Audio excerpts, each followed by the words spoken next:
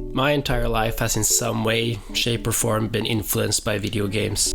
Games like Fallout 3, several of Skyrim's 500 re-releases at its predecessor Oblivion, the Soulsborne games like Sekiro, the Dark Souls trilogy, Bloodborne, and other flawed but entertaining games have been my escape from reality for over 20 years now. These, among other gems, made up most of my waking hours growing up, and I do not regret a second of it. Hello, I am Browsley, and I want to take you through the main story of one of my favorite games. I remember a friend of mine telling me about this new game he had called Dragons Dogma, where one could climb every enemy and travel to different locations and battle huge monsters. I remember getting pretty hyped about this, but he quickly turned me off of the idea because he ended with the phrase, "But the traveling is so tedious that just makes the whole game pretty boring." And me, being the stupid kid I was, took his word for it and held off on buying it for some time. However, his explanation stuck with me, and just the thought of climbing enemies, slaying dragons and acquiring loot just appeals to me. This experience has always been super fun in other games, so why would this game be any different? So after some time, I decided to buy it and give it a shot. However, my feeble mind was not able or prepared for the somewhat slow traversal and poorly expressed narrative. And I remember quitting the game after several failed attempts of escorting the ox through the mountain. And I never really got into Dragons Dogma until after 3 or so restarts of the game. After that, it just clicked.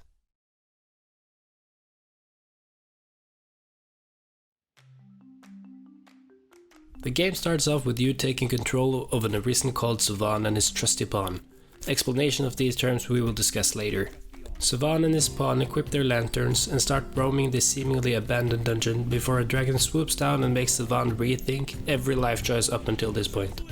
He quickly realizes that trying to fight this beast is quite difficult from his current location and decides to head on further into the caverns. Here he happens upon a rift stone, a magical stone which grants its user a gateway into the realm of the pawns and summons 2 additional pawns to add to his party.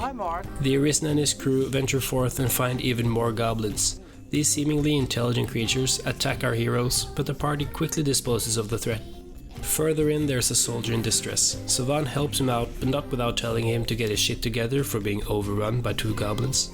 The path leads the Arisen to a grand hall where more goblins and harpies reside, and him and his crew quickly disposes of these lowly monsters.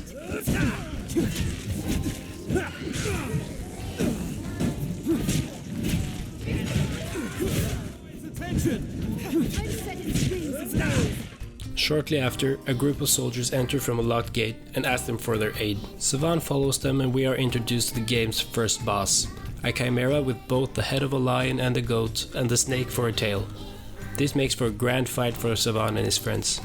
This is also the first place where we're able to try out the climbing and fighting mechanics of the game. Larger enemies can be climbed and have different weak spots that can be targeted for greater damage. The chimera, for example, can have its snake tail targeted and cut off for massive damage. Different enemies have different weak spots that can be exploited, just as Soren just did with the tail of the chimera.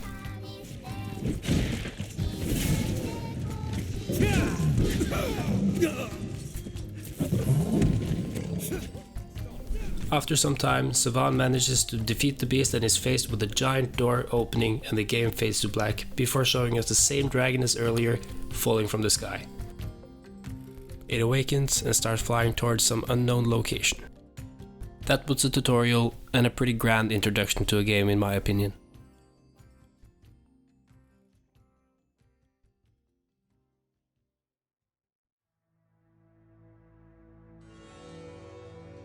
After an intro like that, being thrown right into character creation might seem anticlimactic, but I feel like this works quite well. Keep in mind that I'm somewhat blinded by my love for this game, but I will criticize it where I feel it deserves it.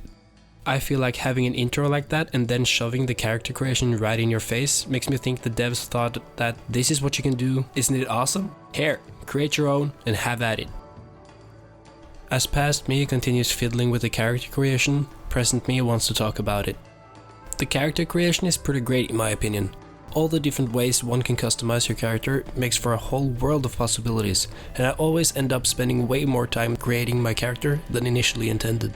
One cool aspect of the character creation is the height and weight stats. The bigger and heavier you are, the slower you move, but the more you can carry. The same goes for smaller, lighter characters. They move faster and might fit in places in the overworld where larger characters might not, but can carry less. There is thought to be put in what size your character has. After you created your Masterworks all, you can't go wrong. You are thrown into a cutscene, which I can't show you because copyright, but trust me, it's cool. The dragon from the tutorial swoops in and destroys your hometown Cassardis. And Chad Rook, as the alpha is, decides to challenge the overgrown lizards.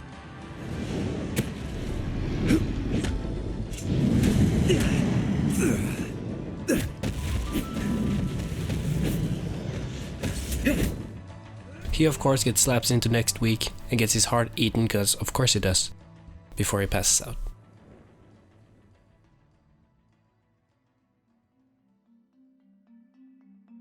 Chadrook wakes up sometime after the incident with apparently a head trauma, since now he hears voices. The dragon tells him about how he should now seek him out and reclaim his heart, and Chad chooses a starting vocation. He can choose between fighter, strider or mage, and since Chadrook is a better version of someone we will soon meet, he needs to show how it's done and chooses mage before heading out. He gets some talking to from Quina and heads out into the village.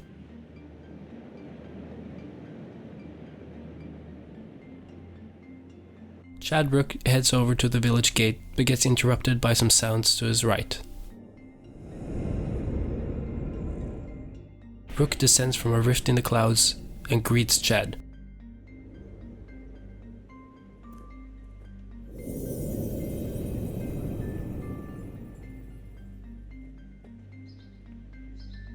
Chad then proceeds to be taught about the pawns from Adaro. He's of the Pawn Legion. They come from some unknown place, just appear without a warning. They're a strange lot. Not human, quite. They look the part, sure enough, but they lack the will, the spark what drives us. They have no capacity to feel nor act alone, so they live as sellswords. Myrmidons, they're called. There's an encampment west of the village where men gather to face the dragon. I'd wager a fair number of his kind will be there as well. Why don't you take him? Might be you learn aught of why he came to you in the first place. After being introduced to Rook, Chad decides to give the sickly-looking doppelganger a shot and proceeds to head towards the encampment. On their way there, they happen upon Reynard, a peddler in dire need of help because he is overrun by goblins. Chadrook disposes of the goblins, acquires the favor of Reynard the peddler, and continues towards the encampment.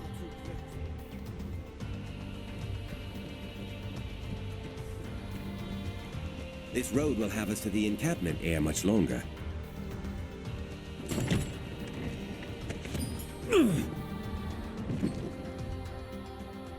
However, Rook has already shown himself to be quite annoying, and Chadrook has no other option than to unalive him.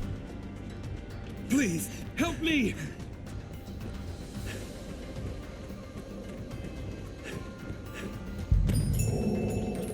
Once inside the encampment, Chadrook is startled by Rook's apparent teleportation abilities. He decides to ignore it because he hears a disembodied voice. He follows it to another rift stone. The stone tells Chad to prove his worth as an Arisen. Well met, Arisen. Can you hear our voice? We speak to you from across great distance. The Pawn Legion has awaited you. Pray, forgive this strange and impersonal greeting. This rift serves as a gate. It connects our kind to your world. It opens to the Arisen. For they possess a will powerful enough to guide the Legion. If you would claim to be among the Arisen, prove the strength of your resolve. Chad heads out again and sees a group of soldiers running towards the north gate of the encampment while shouting something about a monster. Chad thinks this is my chance and follows. Outside of the encampment, Chadrook sees a monstrous being with one eye and large tusks, a cyclops. Rook has somehow teleported once again, and Chad feels obligated to aid the poor thing. They fight the cyclops and his accompanying goblins. I grant you fire's blaze! Even though Chad Rook is the greater Rook, he still finds it somehow difficult to dispose of the giant creature. It does however eventually fall, and Chad is once again called back to the tent with the rift stone.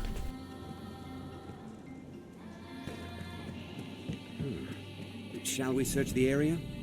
The stone tells him that he is indeed an Arisen, a person linked with the dragon by fate, and he can now summon his own pawn. We get another character creation identical to the first thrown at us yet again, only this time is for our pawn.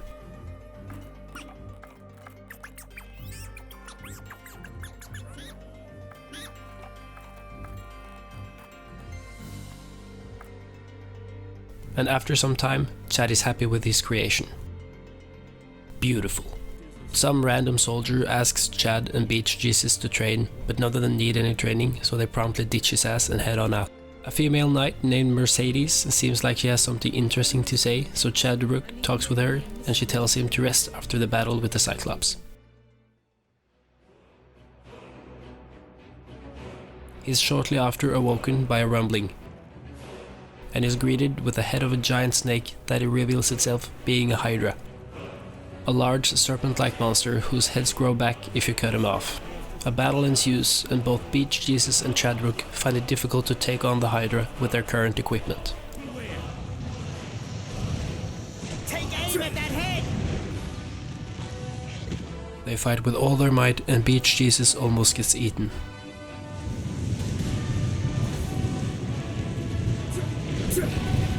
However, they do prevail and get quite the applause for their efforts by the soldiers and Mercedes. She tells them that she needs them to help her escort this chopped off hydra head to Gran Soren, the capital of the land. Chadwick accepts this, but tells her he needs to check out the area first.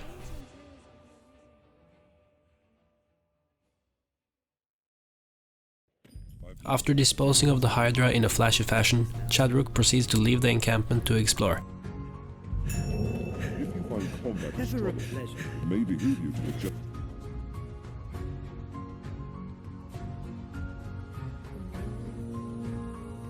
He is interrupted by Elvar, who tells Chad that Quina has gone missing. Hold a moment. Is Quina not with you? She was said to lead the village in search of art for your wounds. I thought you accompanied her. These are dark times for a girl alone in the wilds. Chad takes note and heads on back to Chief Adaro in Cassardis to learn what has happened.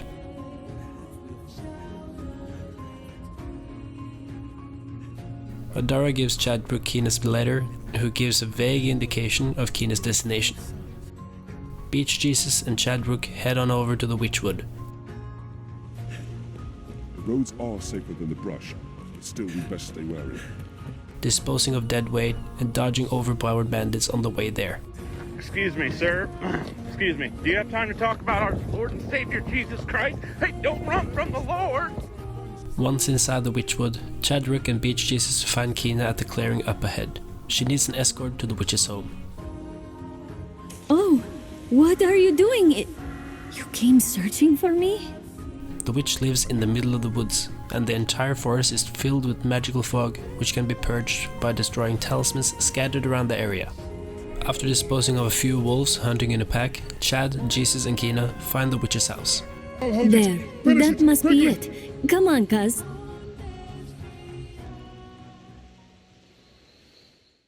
The party heads on up and talks to the witch.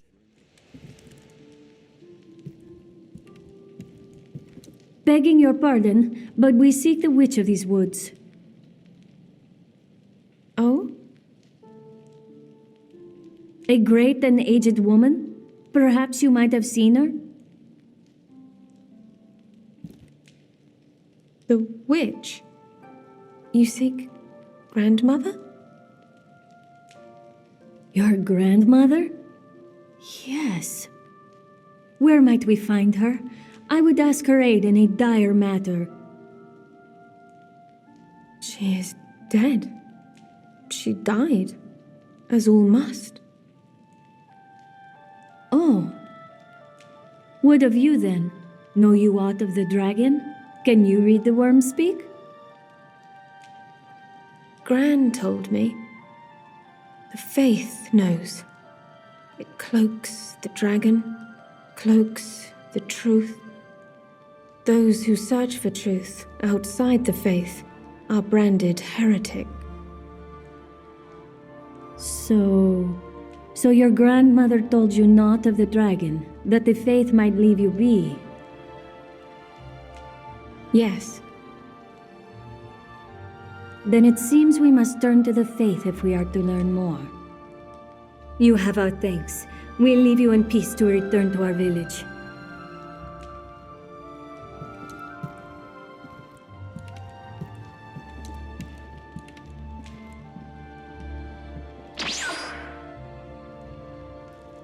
I feel more familiar with this quest now.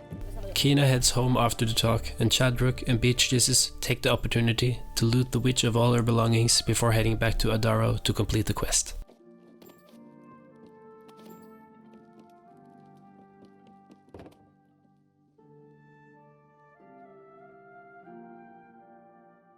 Most like the... Hello.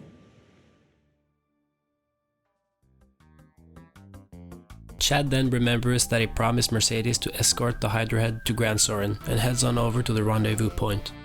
But before he can leave Cassardis, he is interrupted by Madeleine, another peddler in need of escort to the encampment.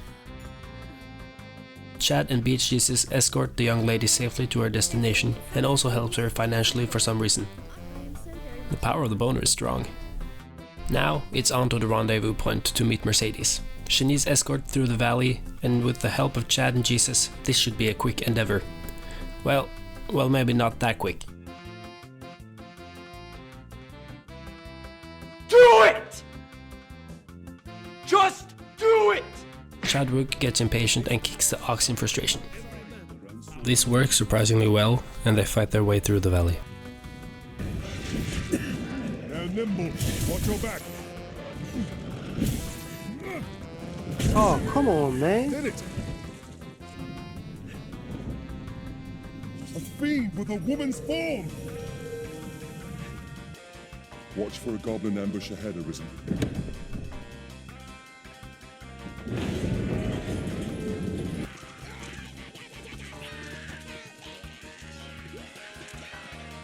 We're in Gran Soren's gatesmen. Cock and kick! End it!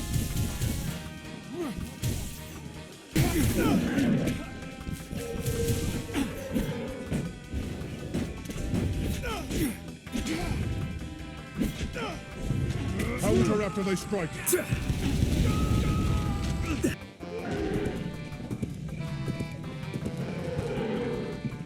Gran Soren, capital of Duchess.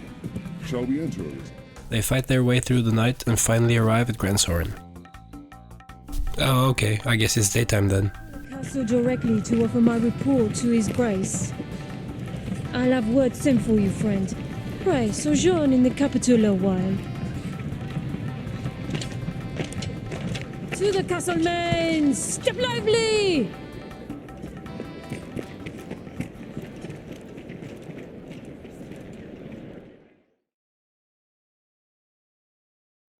After arriving in Gran Soren, Chad is shown how one can change one's vocation. Vocations are this game's class system. There are several different vocations one can choose from, ranging from the main ones, the fighter, strider, mage, to advanced ones where we have warrior, ranger and sorcerer, and lastly we can choose hybrid vocations, such as magic archer, a hybrid between sorcerer and ranger, assassin, a hybrid between fighter and strider, and lastly the Bonk Lord, Mystic Knight, which is a sorcerer and fighter smushed together in all its glory.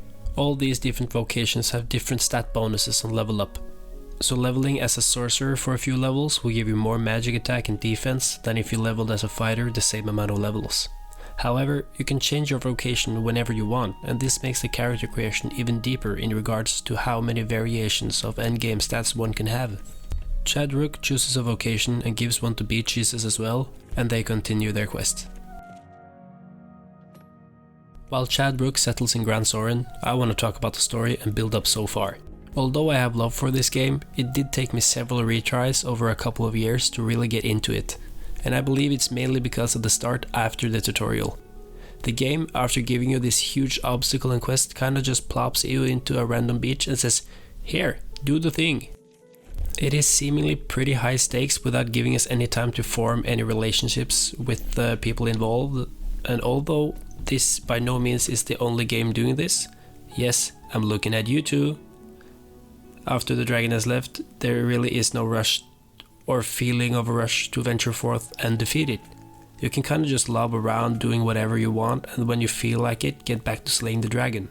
Although I understand that it's difficult to balance freedom of gameplay and a high stakes narrative. Just something I thought I'd mention. Aight, back to our boys.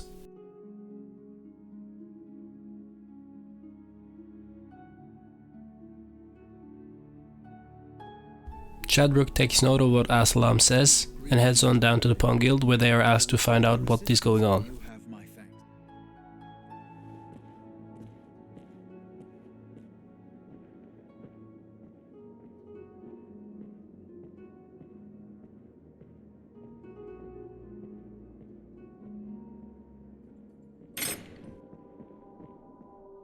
The duo heads down and notices a light at the bottom. They continue forward and dispose of generic enemies along the way. On the road!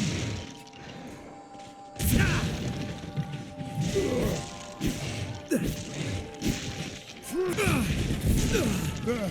Human bones that move on the road!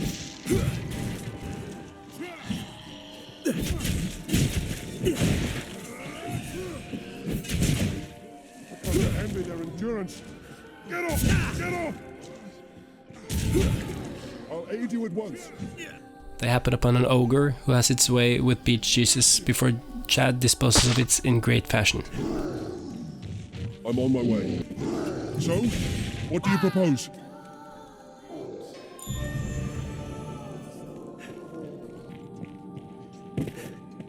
They find a port crystal and inspect the sanctum before being introduced to an infamous Japanese cartoon and realize they need to escape. As they escape, I want to point out that these tentacle enemies are infinitely spawning. My best man died here about 5 times before realizing this, so it's something to take note of. I'll leave the weak foes to you.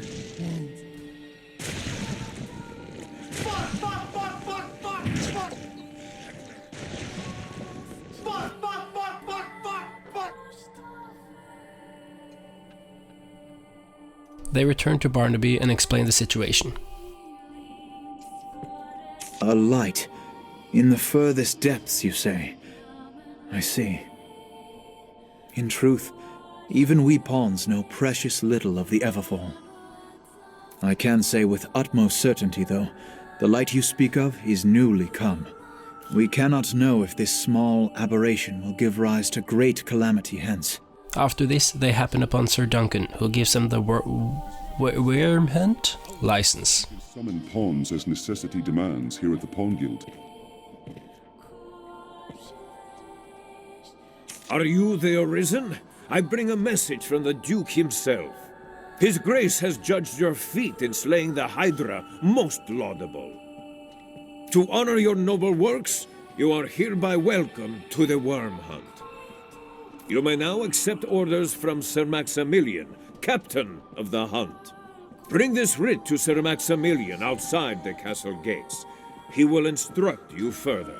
The document confers the status of hunter upon you. Carry it on your person, always.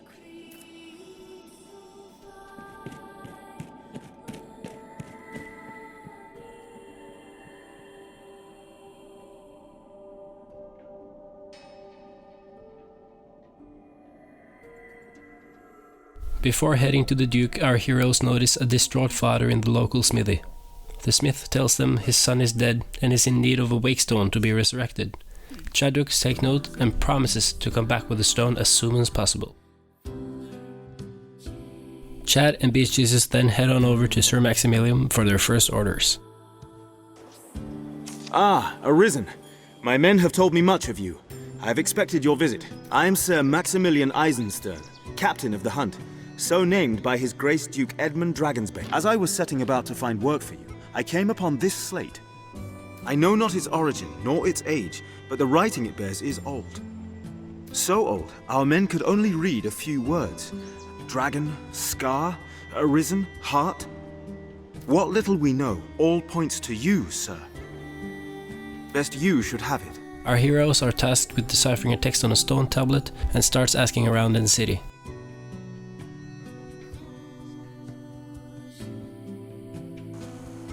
What do I know of the old writings? Less than I know of Mother's. Alas, I'm a man of the sword, not the quill.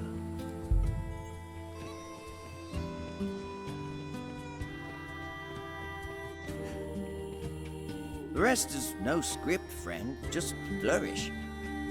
This slate's no text. It's a cipher. Like as not, it holds some secret meaning to folk those words relate to. I'm not one of them. After inquiring about the whereabouts of someone knowledgeable about the tablet, the duo heads out into Grancis proper and tries to find hill figure Null. Even the capital is not without its dangers. On their way there, they find snow harpies only previously encountered in the tutorial, and also experience the mythical Grancis texture pop-in. Shortly after, they arrive at their destination.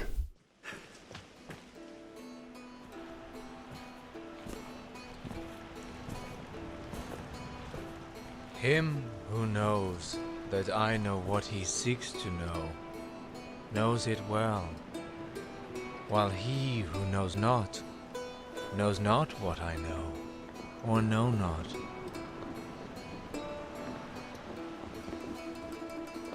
Yeah, I don't really know either.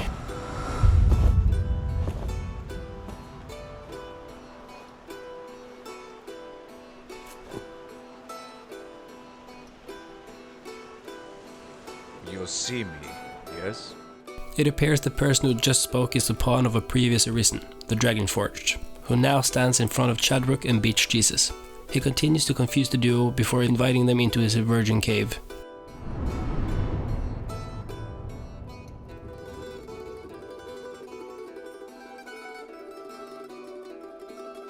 The Dragonforged then gives them a brief explanation of the tablet and some exposition. Well met, Arisen of the present day. New forged link in the grand chain. You have come seeking meaning for that slate and the words it bears. There is none. None save that it brought you here to me. My form can be discerned only by the true Arisen. I am the Dragonforged. Go now. Bye, have a great time. They then rob the Dragonforged blind and leave.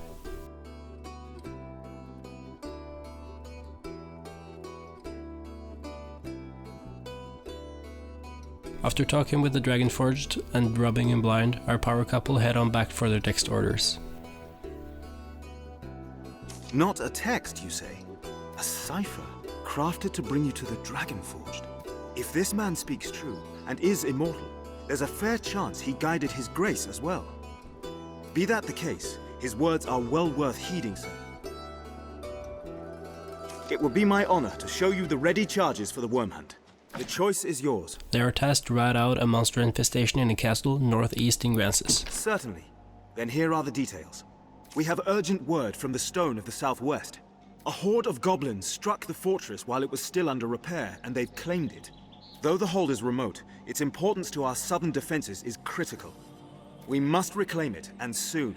The safety of the entire duchy rides on this matter. I would ask your help in resolving it. You have my thanks, sir. I shall send word to the hold presently. I've sent some of the Duke's swords on ahead already. Meet them there and lend them your arm. I await good word of your success. Careful! A goblin!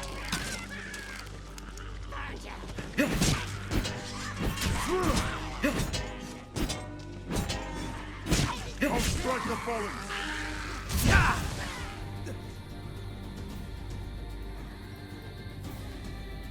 We'll need a light to get through this dark.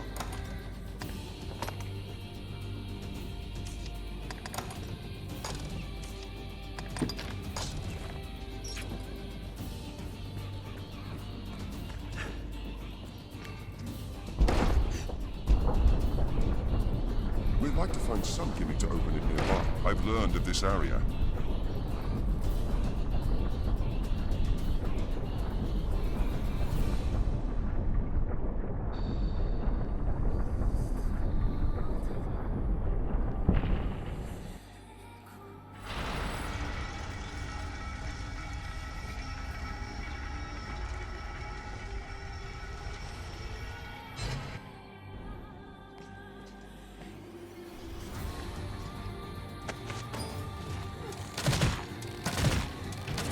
unconscious. You were lucky!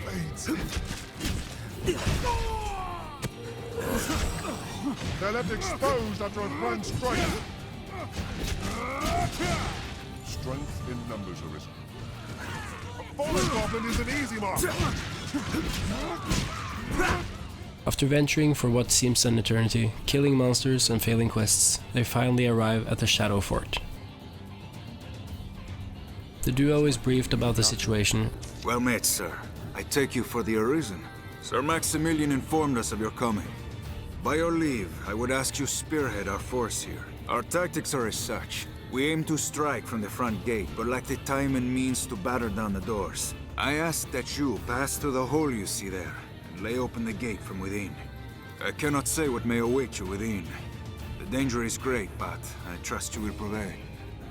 And travels through the tunnels leading into the fort barracks. Our heroes dispose of the goblins inside and head on out to see what type of monsters were lurking inside the fort.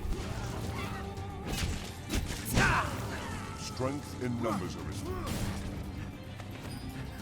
Power couple number 1 finds a ladder and disposes of the goblins on top of the structure before Beat Jesus takes a huge L, and Chad shows some extreme accuracy with the ballista. Chadbrook then parkours over to the other side, chucks the enemies off and learns about his next objective. He needs to find a lever for the gate. On his way to the objective, Chadbrook encounters the Cyclops, who grabs a hold of Beat Jesus. Chad needs to prioritize the mission and goes in to get the lever for the gate.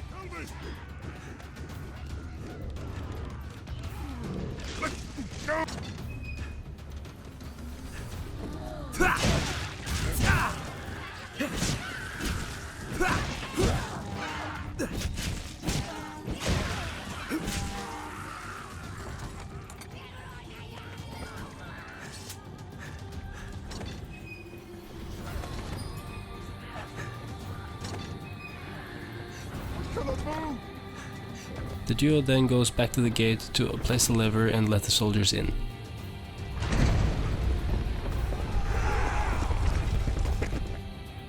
Splendid work, Arisen.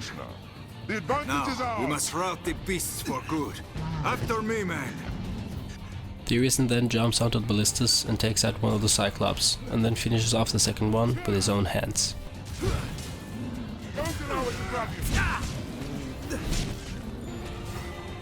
The party then makes the goblins outside retreat and gets access to the fort insides.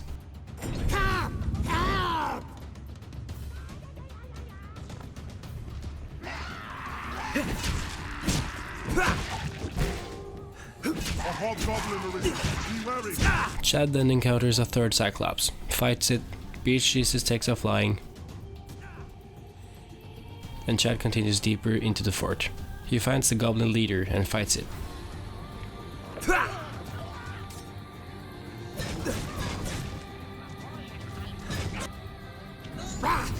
Poor humans!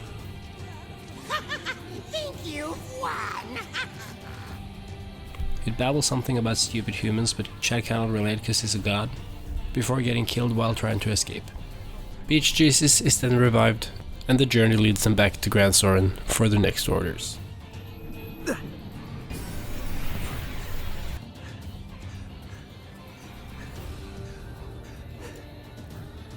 Ah, good Arisen. Word of your victory over the goblin horde precedes you, sir. With the fort back in our hands, the south of Grancis is shielded once more. Back at Gran Soren, the duo is tasked to investigate a cult comprised of heretics worshipping the coming of the dragon. They head out to do some investigation in town. While talking to different key persons around Gran Soren, they get a whiff about the cult's whereabouts. The catacombs. Chad and Jesus go out the main gate of Gran Soren and sees a traveling merchant in dire need of help from a pack of goblins. They hurry over to help him and start attacking the goblins.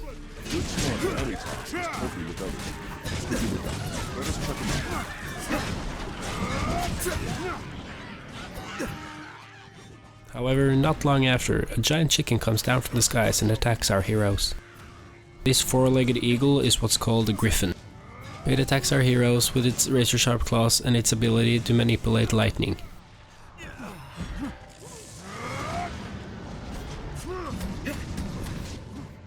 However, Our heroes heroically fend off the chicken and dispose of the goblins, and head on over to the catacombs. At the arrival at the catacombs, the power couple enter and begin exploring the catacombs. While they investigate, I want to quickly point out the atmosphere. Such foreboding sounds, the undead, the lighting, the caskets with potential to curse the player. I am thoroughly impressed with the way these catacombs convey a sense of despair with showing and not telling. This game really has it all. Complex battle and combat mechanics, tons of curatives and buffs, your mom, and a pretty large variety of enemies. Back with our friends, they have arrived at the secret gathering of the cultists and crashed their party.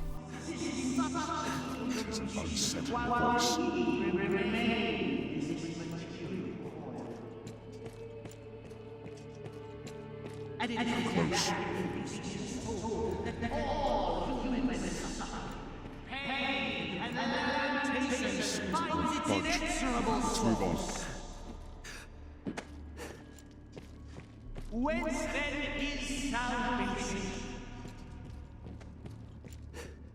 'Tis not to be found in pleasure. For pleasure is but another manifestation of the soul's inchoateness. Nearly there. A distraction born of the flesh.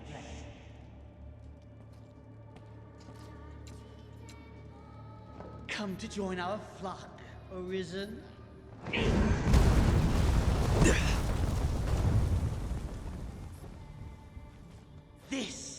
This is the answer, dear Arisen! Unto all things, death and chaos!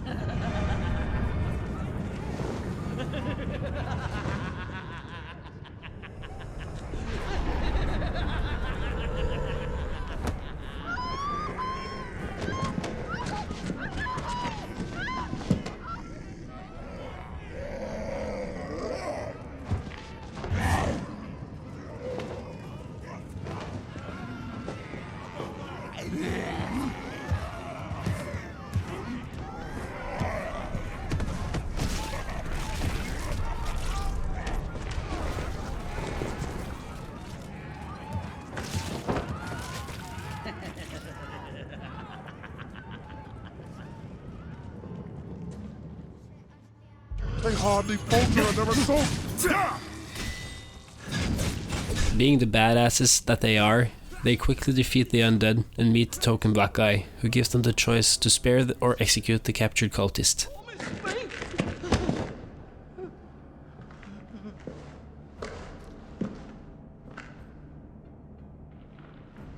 He's all yours.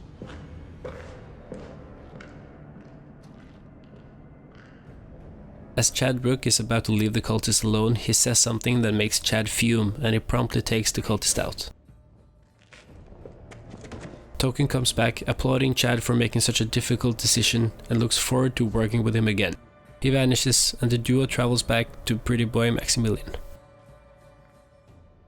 Next task is to aid a research party in exploring the water god's altar by the waterfall not too far from Cassardis. It would be my honor to show you the ready charges for the Wormhunt. The choice is yours. Certainly.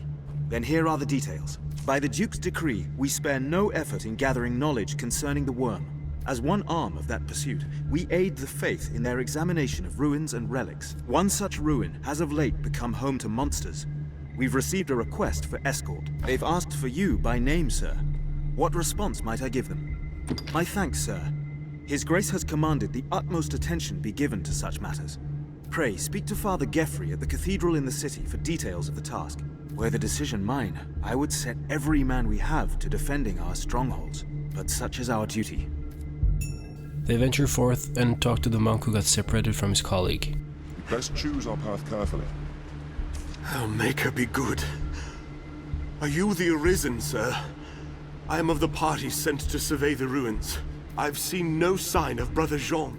After that, it's into the cave, but not before spending an eternity unequipping and re-equipping their lanterns.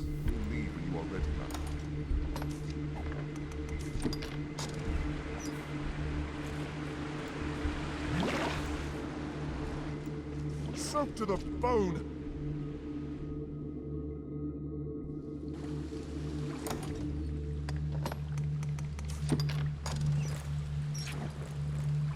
Once inside, they explore. Scholars of the faith gave the water gods altar its name not long ago. It was a place of worship and training water. Exploring the ruins goes pretty quick. Here they fight different types of Saurians and other vile creatures. After some time, they happen upon the corpse of the monk's friend. Chad and Jesus decide to explore a bit more before rendezvousing with the monk outside and see a Cyclops. Creature lurks just beyond. This way! Purity, sir.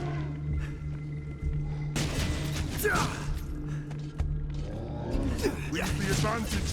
Keep attacking! After ridding this world of this monocle-wearing know-it-all, they notice it dropped a sigil stone of some kind, and remember an odd-looking door on their way in.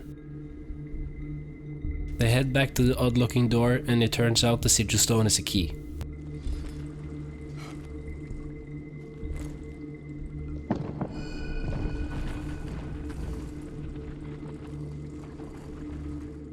This key gives the power couple a passage to a pressure plate that drains the ruins of the water and lets them explore even more. Back to slaying monsters, I guess. They dispose of a variety of enemies before noticing a stone tablet. It looks important, so they keep it. Beach Jesus shows his worth and dies while carrying several tablets. Way to go! Not long after, Chad has seemingly scoured the ruins of all its contents, and he heads back to the monk.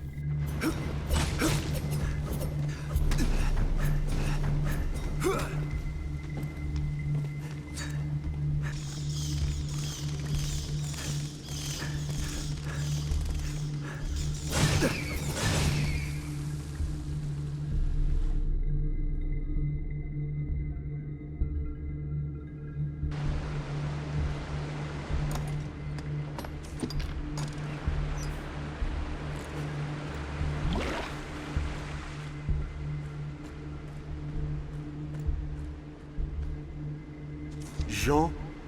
Dead? It turns out the tablets were important. Way to go, Chad. Not at all, because I didn't want to go in and out twice. Chad is then asked to give all 5 tablets to the monk. Realizing that the big hunk of a man still has the remaining tablets, Chad facepalms before retrieving him from the rift.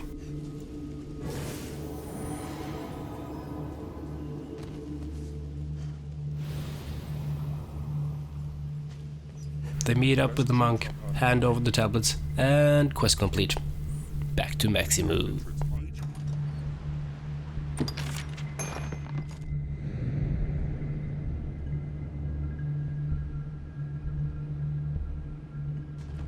You have my thanks, Arisen. I shall break the sad news of Brother Jean's sacrifice to Father Geoffrey myself. It was no fault of yours, sir. You've done your duty by us well, as the Father shall hear. Pray, do not let it weigh upon your heart. Go and tell Sir Maximilian of our success.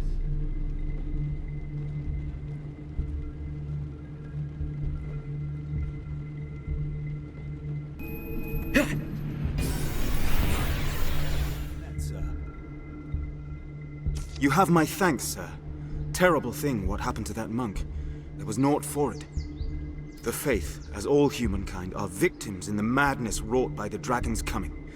That fear of the worm should drive a man to die in pursuit of old stones. I forget myself. At day's end, the Duke has gained more of the knowledge he so ardently seeks.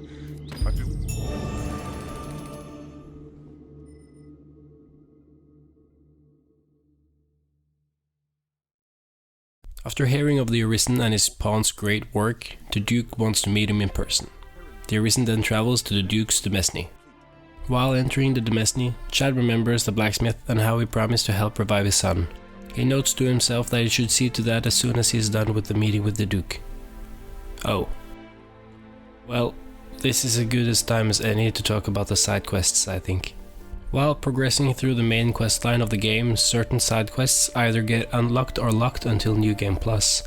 Many side quests that have been started but not finished before bigger events such as meeting the Duke fails and cannot be completed before starting a new playthrough or New Game Plus, which is when you start a new game but with the same stats and equipment you had when you finished the game. So we gotta say sorry to Austin and Willem for forgetting about them. Chad enters the Demesne and is introduced to the court jester Festi. He guides Chad Rook through the doors and Chad is greeted with soldiers laughing at him. Turns out that Festi plays basically a dunce cap on him before lodging him in, and now even the Duke has a go at roasting Chad.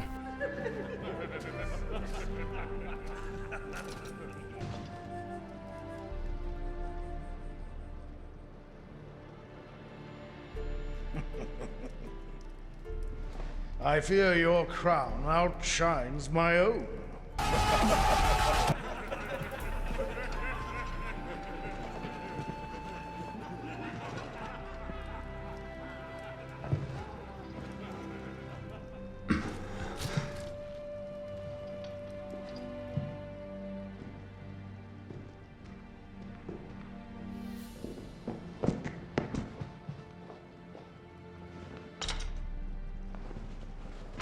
By my command, every road in Grancis shall be open to you henceforth as a member of the Wormhunt. May your efforts help deliver us from the shadow of the dragon. As long as that damnable beast draws breath, I'll fain accept any help on offer. All right.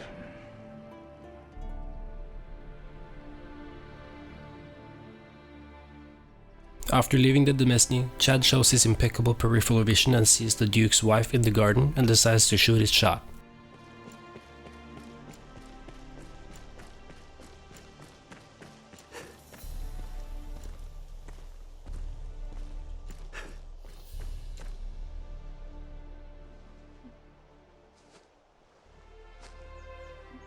He approaches her and... Oh god, how old is she? Oh god, oh fuck, oh god. Okay, thank God. My. Apologies, dear warrior.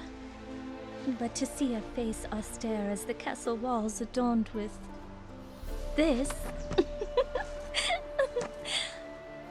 Still, 'tis more agreeable than the endlessly dour air of most of my husband's sawn swords. Valor dwells in the heart, after all.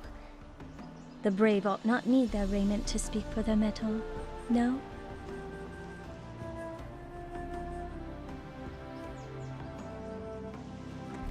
Chad sweet talks the Duchess and gives her his dunce cap. She is glad for whatever reason, and they go their separate ways.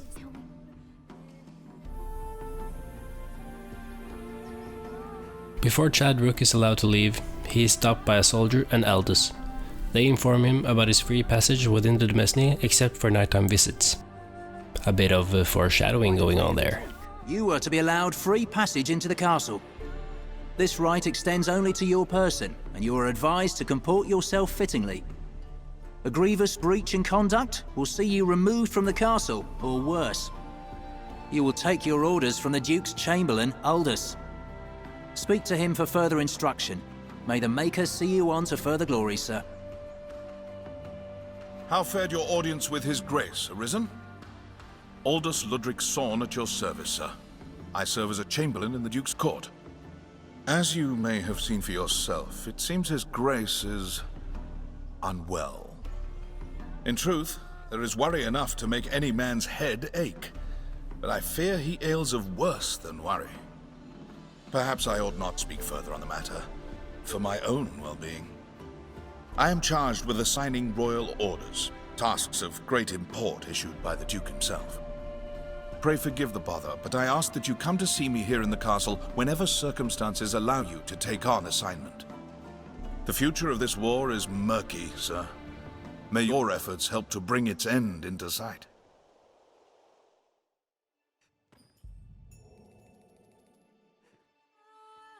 Our hero goes to Maxiboy and hears him out before backtracking to the Demesne. He notices the maid of the Duchess and she beckons him to hear her out. She tells him that the Duchess wants him to sneak into her bedchambers after dark and meet her. I bear a message from Milady Eleanor. She would speak with you, sir. In private, if you please. Some would raise an eyebrow at such a request, given Milady's vows to the Duke. I trust... forgive me, Arisen. I must learn to hold my tongue around proper company. Pray, find me tonight in the castle gardens. Chad Rook contemplates this for about 0.2 seconds before accepting. He rushes back to the inn and rests until nighttime and sneaks all Metal Gear Solid style into Eleanor's bedchambers.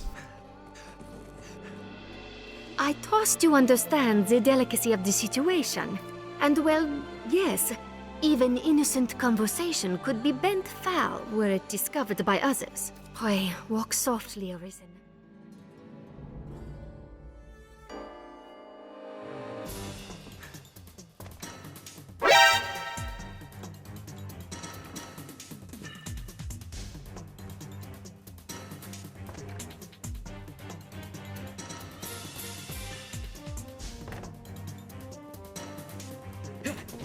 Oh no!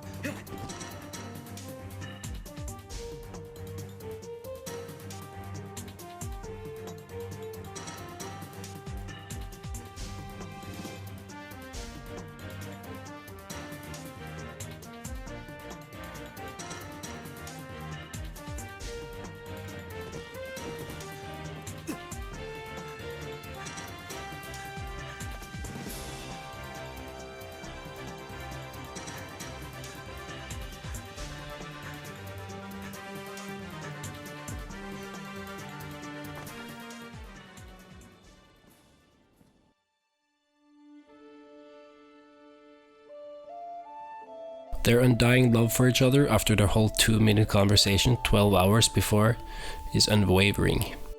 Before they can do anything frisky, they are interrupted by the Duke cockbugging Chad. He barges in and starts choking Eleanor. Sorry! I'm sorry! Chad intervenes and this saves her, but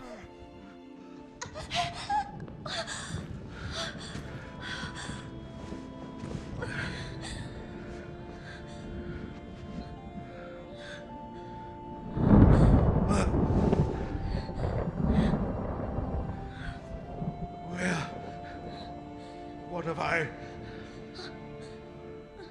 Your Grace, Edmund, this isn't...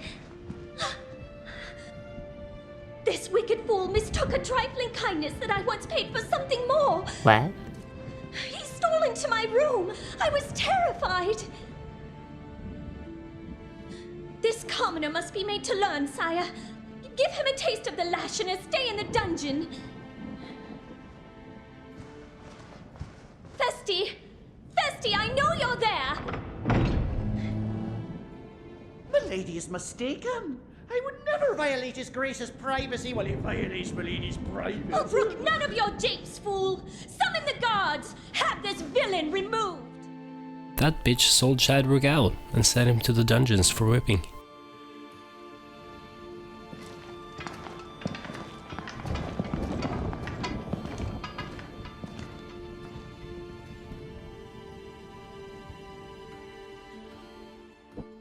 Well now, what have we here? Friend of the Duchess, sneaking off to her chambers for a cup of tea? Must be a fine tea. What to come all this way in the dead of night? Or perhaps you seek refreshment of a different sort, like a turn in the sheets with His Grace's own wife. Damn, you're tougher than you seem. Perhaps there's aught to this Arisen business after all.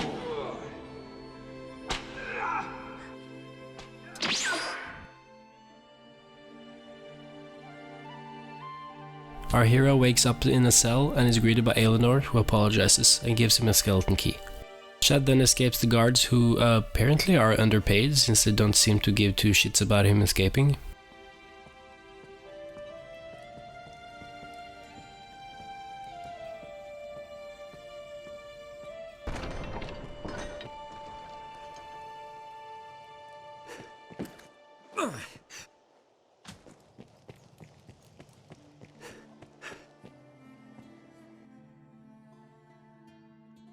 While recovering from his escapades with Duchess slowly, Chad remembers Quina and decides to visit her in the Abbey.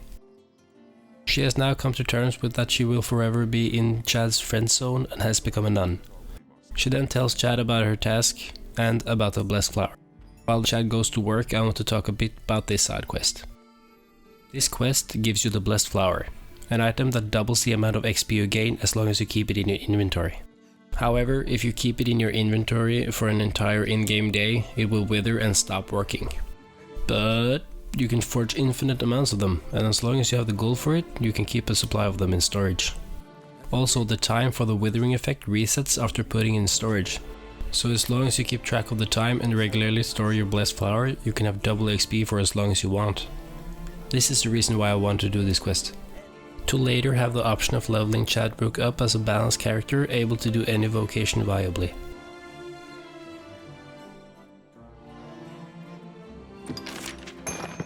What? You would give it back to me? Thank you, but 'tis no help to my training, cuz. My happiness getting flowers from you has naught to do with blessings.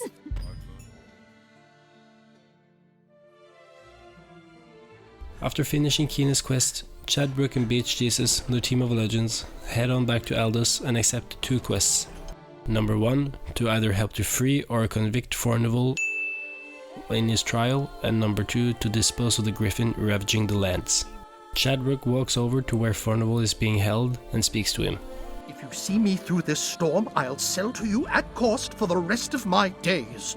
'Tis a generous offer, eh? Now go, and pray put an end to this farce. I am eager to be quit of this confinement. Please, sir. Chad then picks up a ledger praising Fornival, thinking this might help release him during the trial. They then leave the city to deal with the Griffin.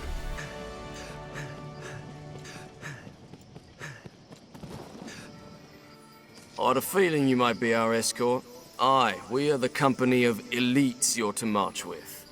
A poor jest, I know. We'll circle the capital, striking the Griffin as we come upon it along the way.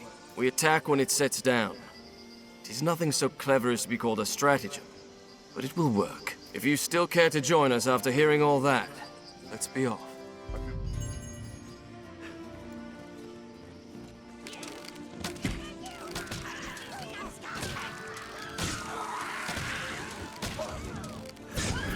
After following the band of soldiers, they find themselves on the top of a cliff.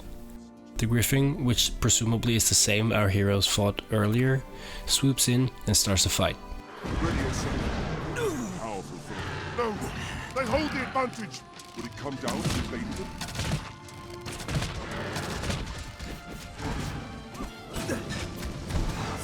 I've learned new techniques against that foe.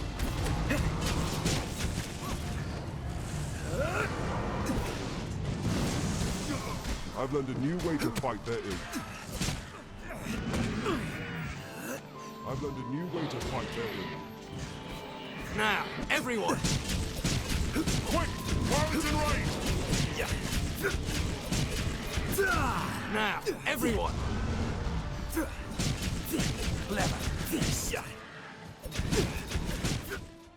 However, it flees and the soldiers suggest that it's heading to Blue Moon Tower. So that is where our heroes also are headed. While trekking through the land of Grancis, they fight off many a bandit, harpies, and other feral creatures. The trail towards the tower is treacherous and the duo starts feeling the wind pushing them.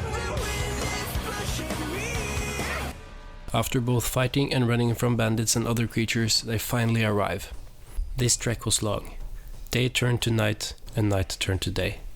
They rendezvous with the soldiers and learn that the tower is filled to the brim with skeleton warriors.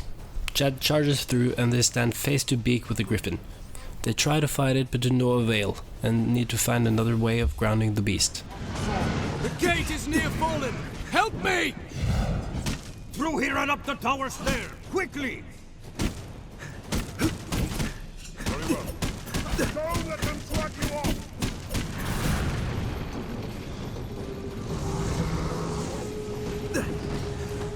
Don't stop!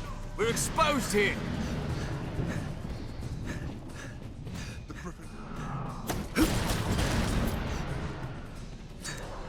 no match for its strength. I must not...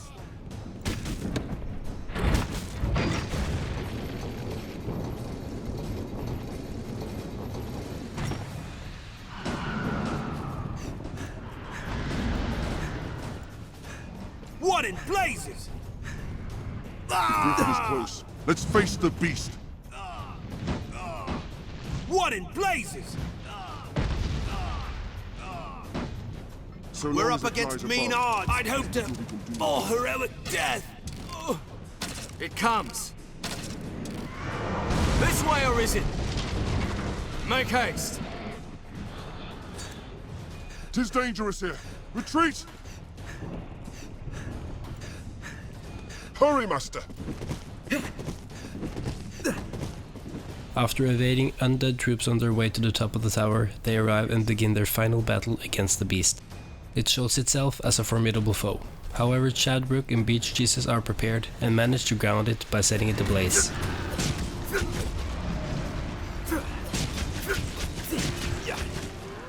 Strike with all you have! I've learned a new way to fight their ill.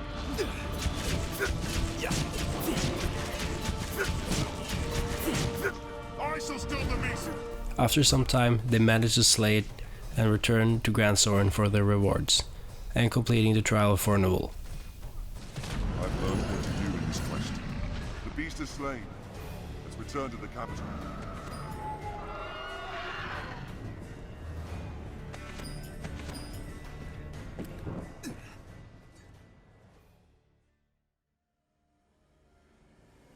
Chadbrook gives Aldous the ledger praising Fornival and foolishly thinks this is enough.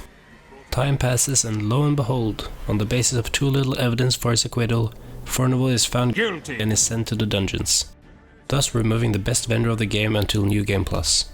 After completely letting Fornival down, because my stupid ass didn't check the wiki for the prerequisites for Fornival's acquittal, Chadbrook is tasked with assisting Sir Mercedes with the mutiny. But Sir Mercedes insisted it be hers instead. She was most adamant. Though she is a knight come in good faith to aid us, she remains daughter to Hearthstone's lord. My thanks, Arisen. Pray go and speak to Sir Mercedes.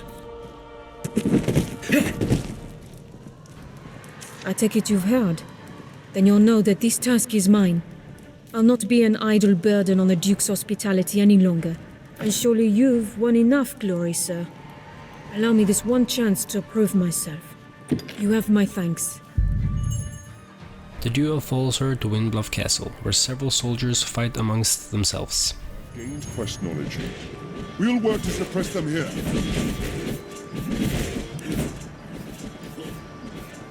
Although Mercedes was nowhere to be seen on the way to the castle, she now somehow is in front of the Arisen and his pawn and approaches Julian, the knight that was both present while being introduced to the Duke, but also at the secret cult meeting. Viper!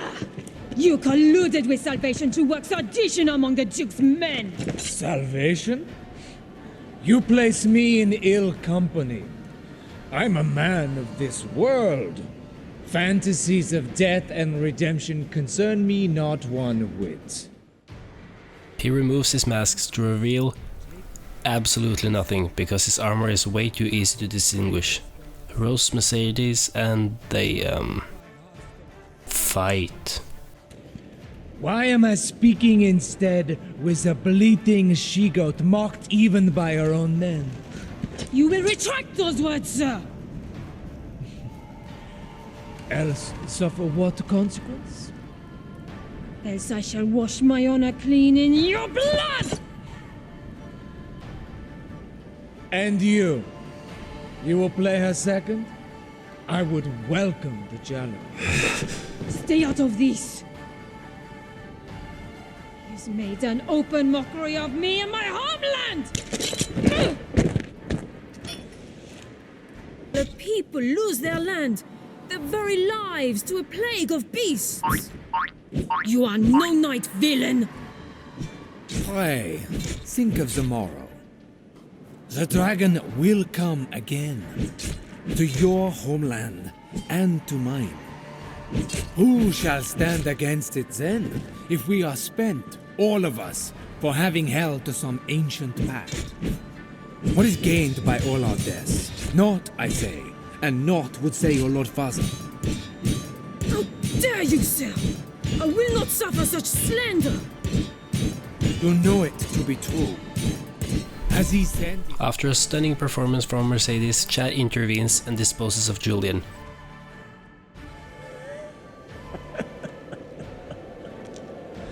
You owe the Arisen a debt of thanks, woman.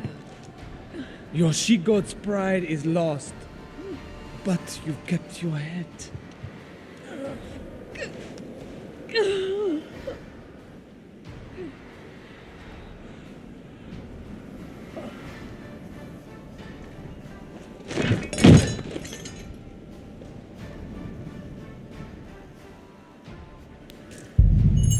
Mercedes is embarrassed and hands Chadwick her cutlass, which Chad seemingly just places in his back pocket. The duo then heads back to Aldous.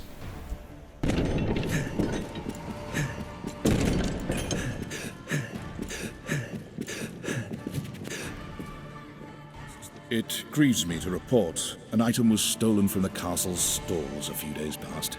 It was a possession of the Dukes and a treasure of the realm, the Worm King's ring. Back at the Demesne, Aldous tells the Arisen about how negligent the Duke is with his seemingly powerful jewelry and tells him that his ring is missing. Chad then roams the city of Gran Soren in order to gain some insight into what might have happened to the ring and who might have taken it. Chadwick quickly learns that the sorcerer Salamet might have stolen the ring, and they head on over to his last known location. Salamet doesn't seem surprised by the Arisen's arrival and initiates a fight.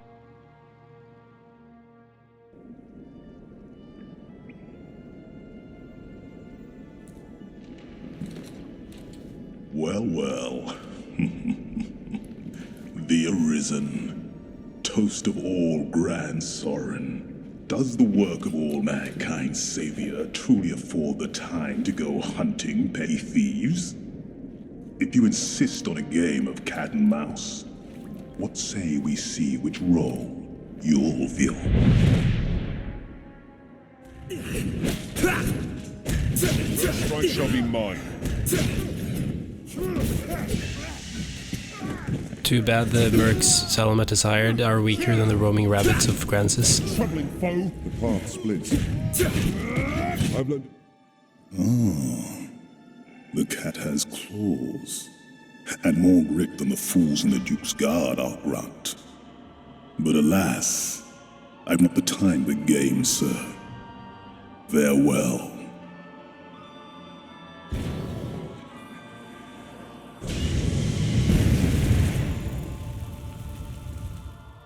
After fending off the hired mercs, Salamet vanishes, and our heroes are later let in on information that tells them that Salamet is most likely retreated to Blue Moon Tower. Luckily, Chadwick had the foresight to place a port crystal outside of the Blue Moon Tower gate, and they teleport there ASAP. Once there, our heroes dispose of the roaming foes, and venture forth onto the summit of the tower, where Salamet goes full meme nation. The Worm King's ring is a talisman of incomparable character. A vessel worthy of housing the whole of my land. What sublime bliss! What heady rapture! Yes, I will see my dream made reality. My essence, my very soul will inhabit the ring. In it, I shall be reborn unto life everlasting.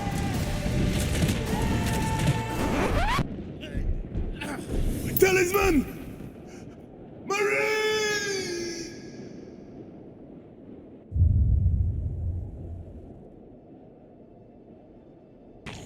After not being the climactic boss battle one would expect, Salamet falls off the edge and conveniently loses the ring right at the ledge.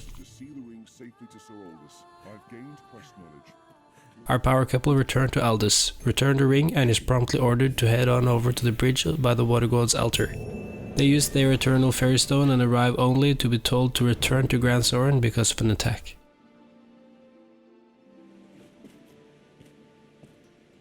Arisen!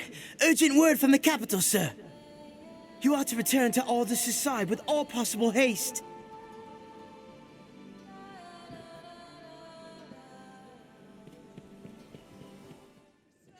Once back in Gran Soren, our dreadful duo sees a giant rooster attacking the shipment of the day. This is what's called a cockatrice, a large quadrupedal rooster / griffin type beast. Chadbrook and Duchess charge head on and begin fighting the overgrown chicken. Duchess, being the scholar and badass he is, proves to be of virtually no use during this fight. While riding the cock, Chad overhears Sir Tolth. No, I don't know who that is either, rambling about how the salvation is coming and how his plan worked. However, the fight drags on and both the Arisen and his pawn are stumped as they do little to no damage to the beast. Luckily, Duchess reminds Chad of his blast arrows and Chad let him rip. These do massive damage and not long after the cockatrice flees, leaving Chadbrook and Duchess victorious.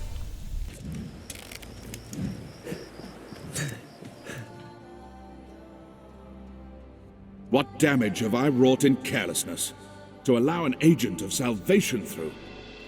And in sending you away afore the creature was revived, the damage was all the greater. While I, in my fool credulity, ran to the castle, only to be knocked insensate by some villain. 'Twas a lucky thing the beast was kept from the residential quarter. Ugh, or the castle. We must rethink the practice of tribute to prevent such a happening again. For now, though, the danger has passed. What of the damages? Order has been restored, though not without casualty. A few of the trophies were lost. An unavoidable fate given the circumstances. No doubt. You have my thanks, Arisen. Your aid spared us greater loss. The beast is slain as well. In truth, 'tis fine work. Still, I know you capable of greater feats. May your next victory be grander still. Hail, Arisen. Good news. His Grace has taken notice of your feats and selected you to lead an expedition. 'Tis a difficult task, but of critical importance to the defense of the front. The Duke was adamant that none would do so fine as you, sir. The journey will take you afar, Arisen. If you've tasks to complete or personal matters to attend to, pray, do so now. 'Tis like you will not see Gran Soren for some time. Then come. The Duke wished to see you before you set out. He starts following Aldous, resists the urge to dispose of some garbage, and enters the solar. It seems the Duke suffers some sort of memory loss, since he does not seem to remember Chad trying to bone his wife. The office of Arisen brings with it equal parts strength and ambition. I am greatly pleased by your work, sir. I would see you rewarded for all you've done. Come, follow me. I have aught to give you afore you set out. He follows the Duke in what has to be the world's slowest walk.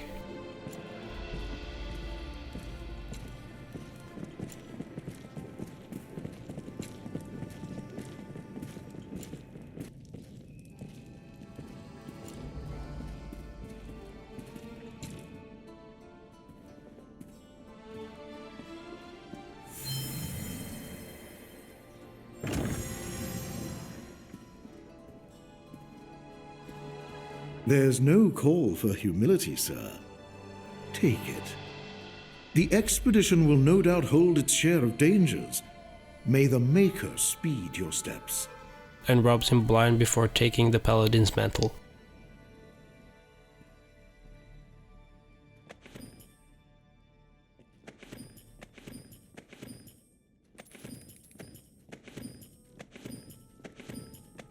A soldier barges in and tells the Duke about an attack on the fort in Parta Crags. Urgent news, Your Grace. A messenger has come bearing word from the Great Wall.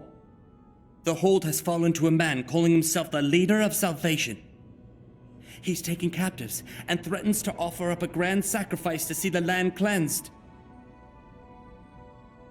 The expedition will keep, Arisen. Head for the Great Wall at once, and quash Salvation's designs afore they're realized. This matter takes precedence over all others. Now go.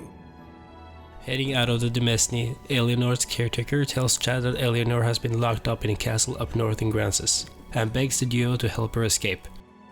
The bare mention of Eleanor gives Chadrook flashbacks. Banished my Lady Eleanor to the lonely northern manse. Now she fears her husband will have her killed, Her very life is in jeopardy, Arisen. We must take our next move before his. We plan to flee and seek refuge in our native Meloir. Please, Arisen, make for the manse and find the Duchess, else she find an assassin. No!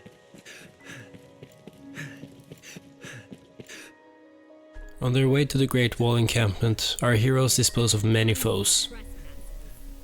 And by dispose of, I mean either running away from or cheesing. Upon arrival at the Great Wall encampment, they stock up on resources and head on in the giant gate. Once inside, they are greeted with 2 armored cyclops and an army of snow harpies.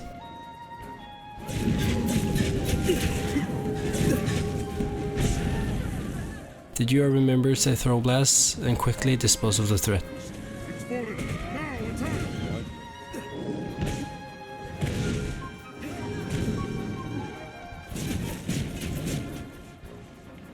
Snatch up any tusks you break free. Strength in numbers, Arisen. Onward they march and fight several armored skeletons and skeleton sorcerers. Company of skeleton knights.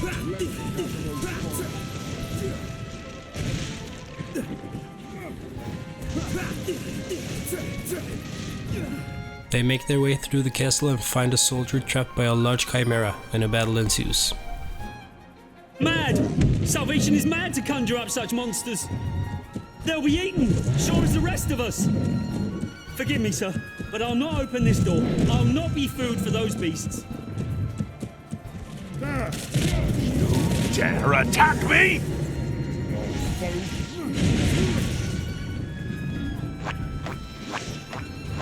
The snake can be cracked from the body.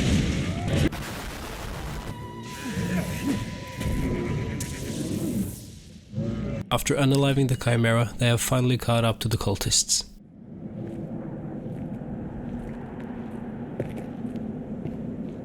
Ah, the Arisen.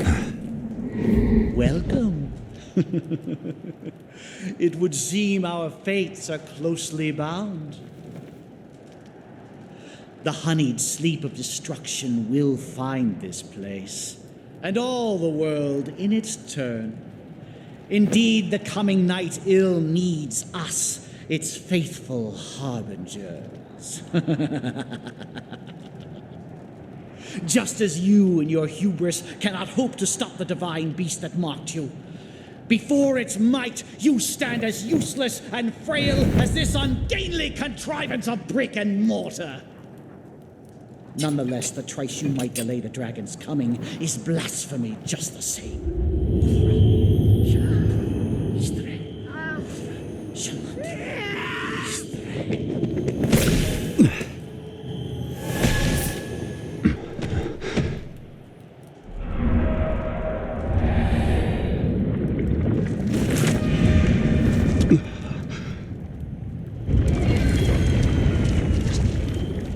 I had brought my flock to see these walls reduced to dust, but first they shall peel the flesh from your bones, my dear Arisen.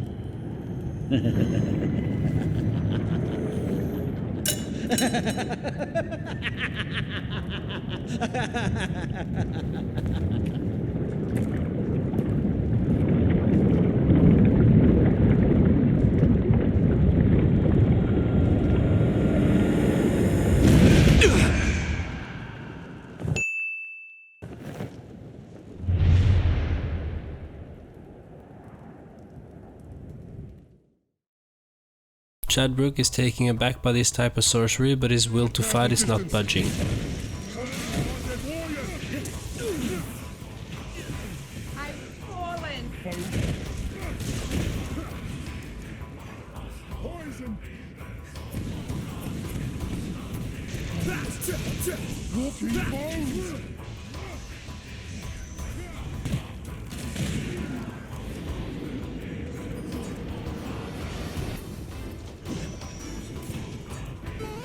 I'll strike the moment it's open.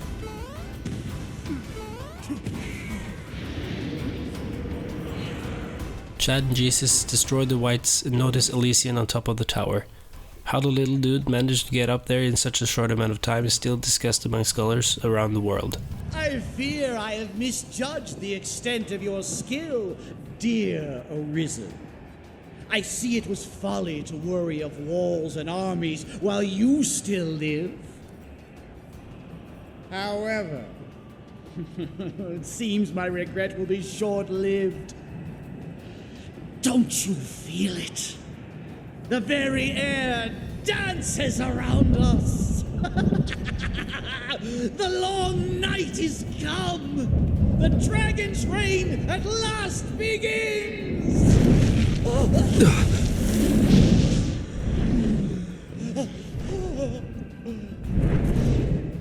Merciful winged death! All-powerful and merciless Gregory!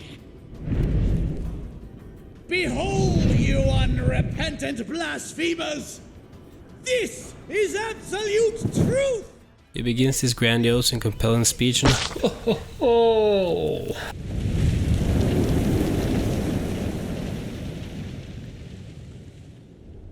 Hi there!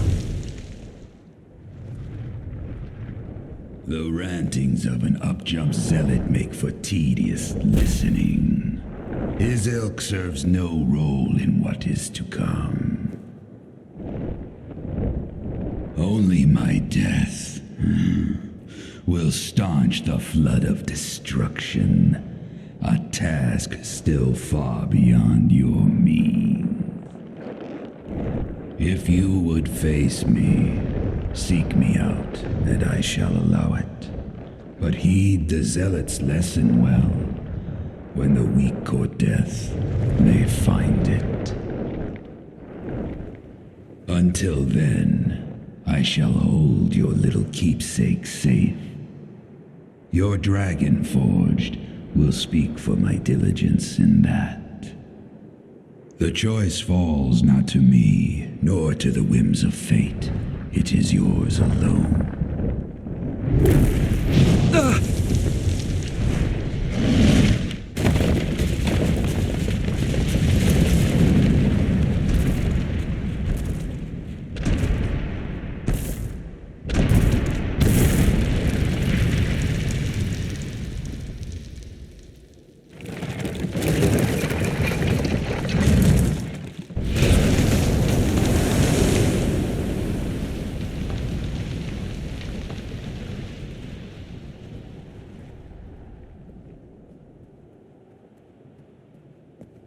The Arisen and his pawn somehow survives and is compelled to head on back to the Dragonforged for some more exposition.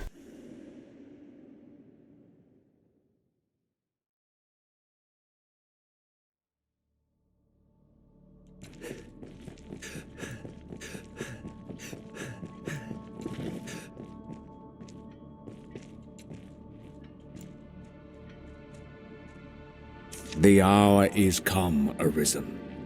The door lies open. Seek the temple atop the tainted mountain, beyond the great wall. At its pinnacle, in the shadow of the worm, keeper of the endless ring, you will make your choice. What you there become, only you can decide. After learning of the prophecy, our heroes return back to the Great Wall encampment.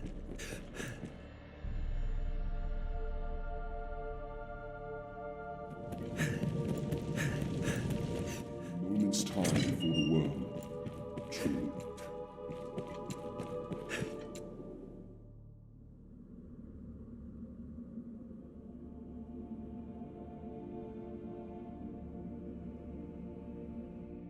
Chadbrook and Beach Jesus push through the castle and enter an odd-looking gate. They find themselves in a place that somehow looks familiar even though none of them has ever stepped foot there before. Here the rite will end, Master, and with it, our vigil. Strange saurians reside in these parts. It aims to hide itself. A new type of saurian resides in these hills and provides a formidable foe. Chadbrook has lost his glasses, and Beach Jesus gets confused. The tale is severed!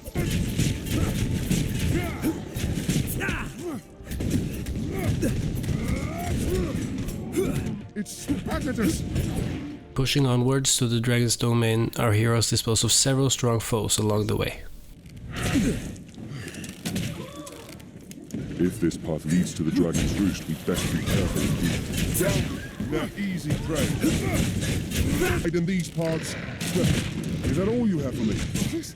Oil? The Saurians residing in these parts proved to be quite a challenge, but the beasts are no match against button mashing.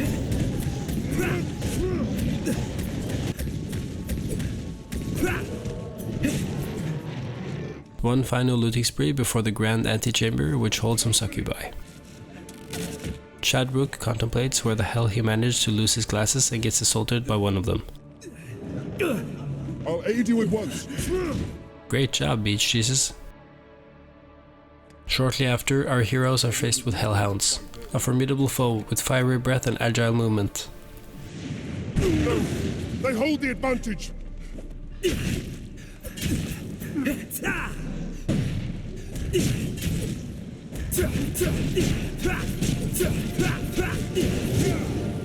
We have triumphed. After clearing the antechamber, Chad and Jesus proceed even further, entering a grand chamber which is home to a gore chimera. What the fuck, is that a fucking cat? An even deadlier version of the chimeras fought earlier.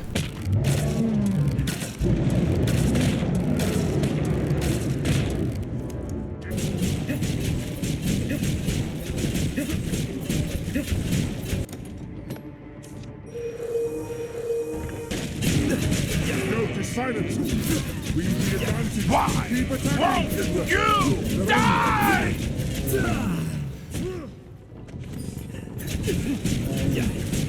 It's fallen! Strike!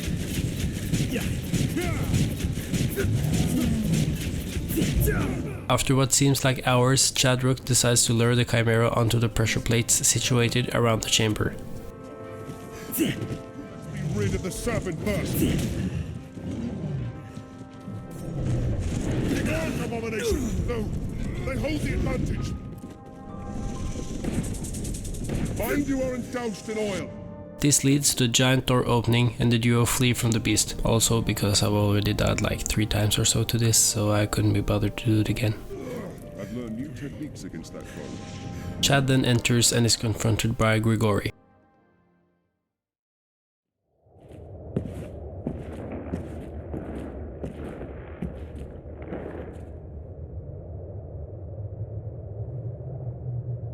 What is your purpose here, Arisen? If you sought to live, you had naught but run and hide yourself away.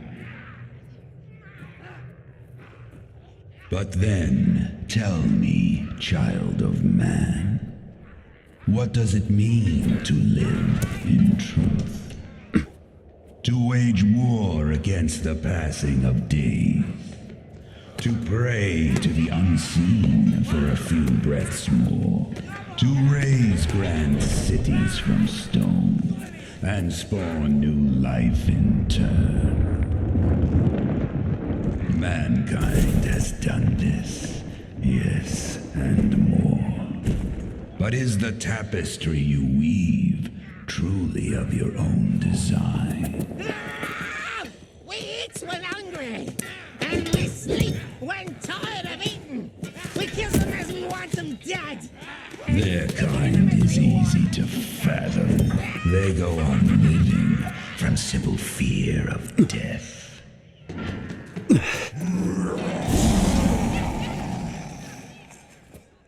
But not mankind.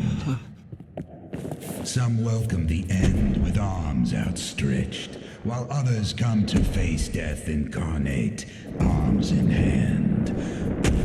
I ask again, what is your purpose here, Arisen? One path to your survival lies in my defeat. Still my heart, and you stay the coming end. Another path before you is to offer up that which you hold most dear. Abandon all delusions of control.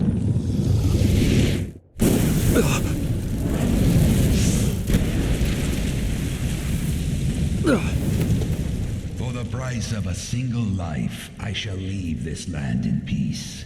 As my vanquisher, the duchy would bow to you. Wealth and power are sweet anodyne for heartache. You'll not gainsay my terms are more than generous. If it matters aught, the man who rules this land now won that honor through just such a bargain. The decision is yours, Arisen. Now, choose.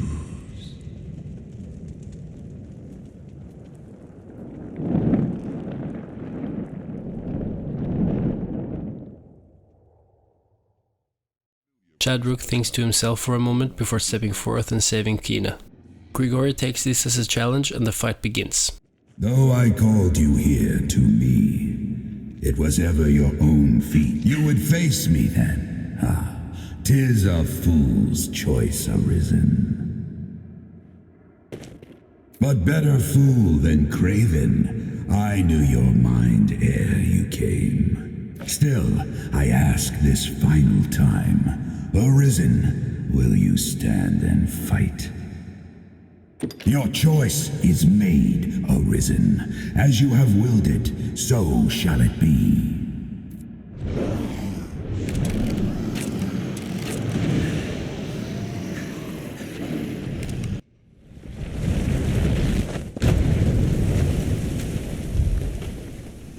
Run, bitch!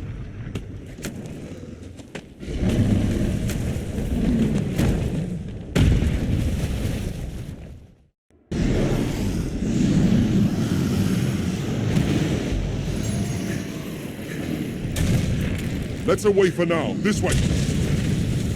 But not before turning into Temple Run for a short amount of time.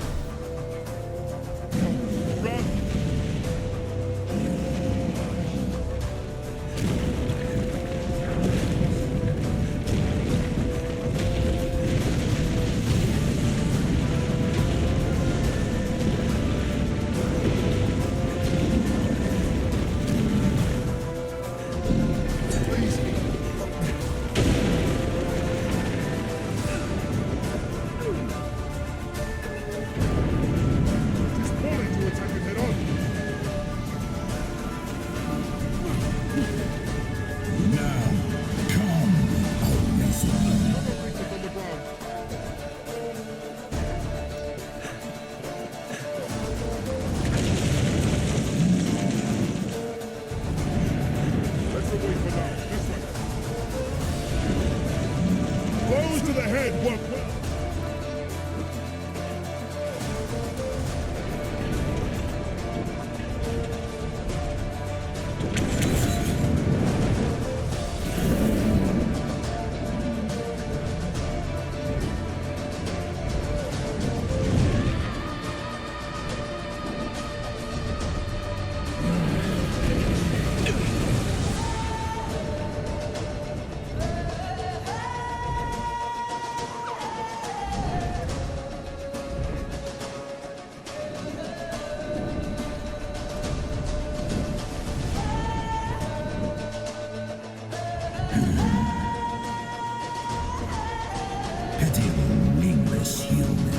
Return to the earth.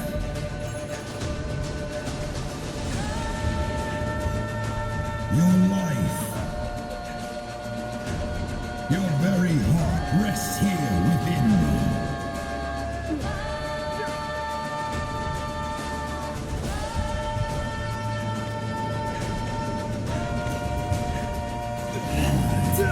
Reclaim that which you have lost.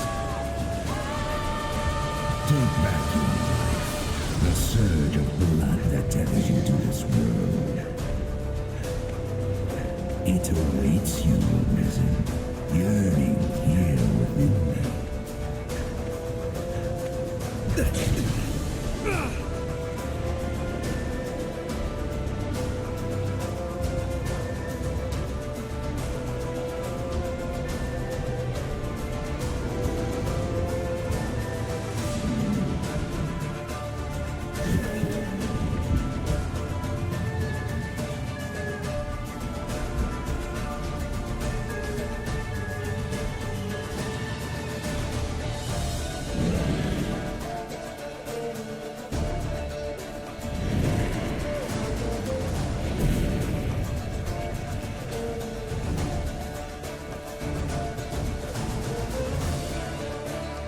The hour for turning back is past.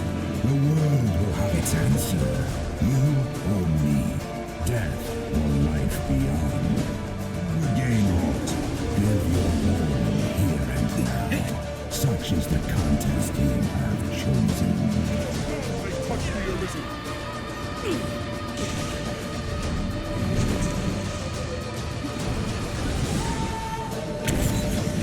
Mind those fangs!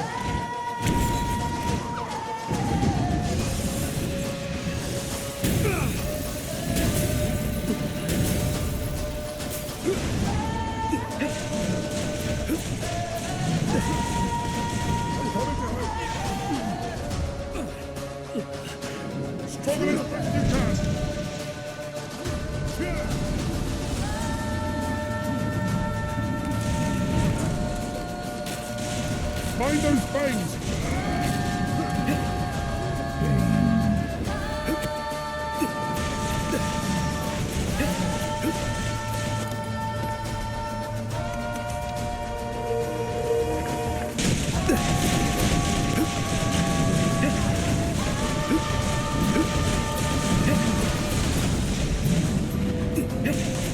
Yes, I remember now.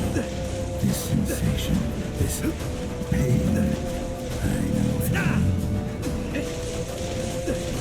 This battle is mine, just as it is yours. It is one I began long ago. Find that tail!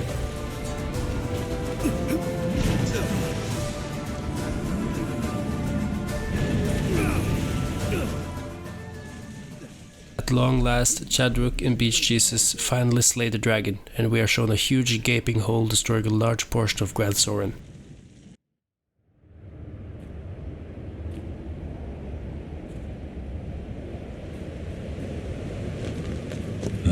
Stubborn child.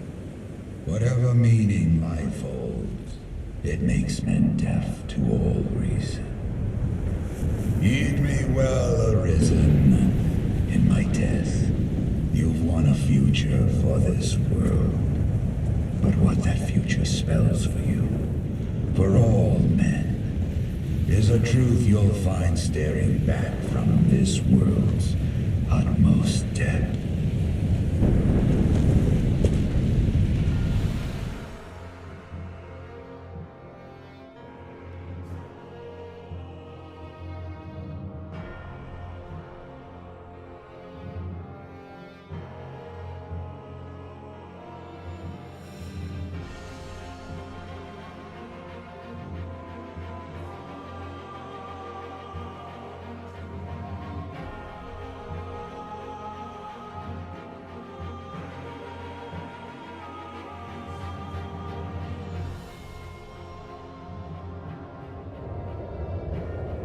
Arisen, you have earned back what is yours.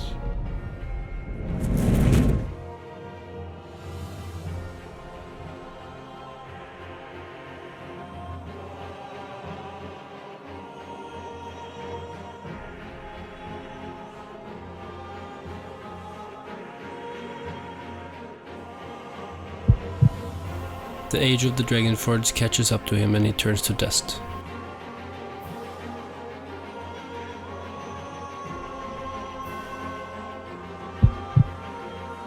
And the Duke rapidly ages.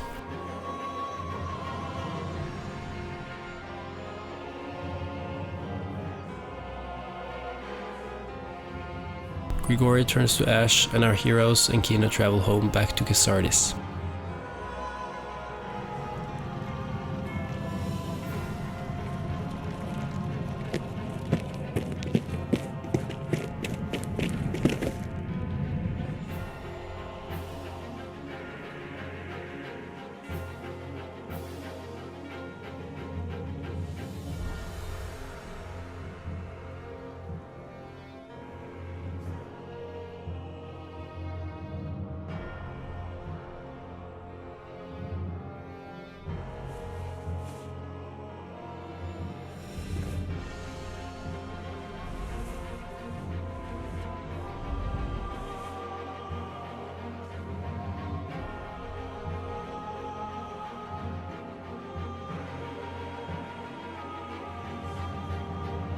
After finally defeating Grigori, the Arisen, Chadrook, wakes up in his...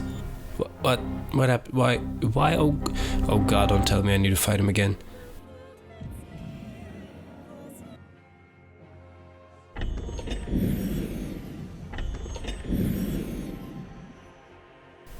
Oh, thank god. 200 hours in this game, and this is the first crash I've ever experienced. Chadrook recovers from the crash and is told that he and his pawn are needed in the capital.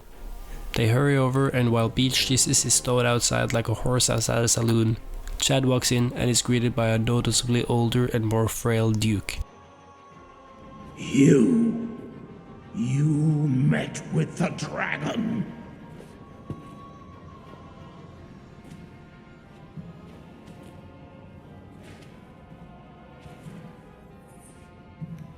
And don't think for a minute I don't know what you did then. I of all men.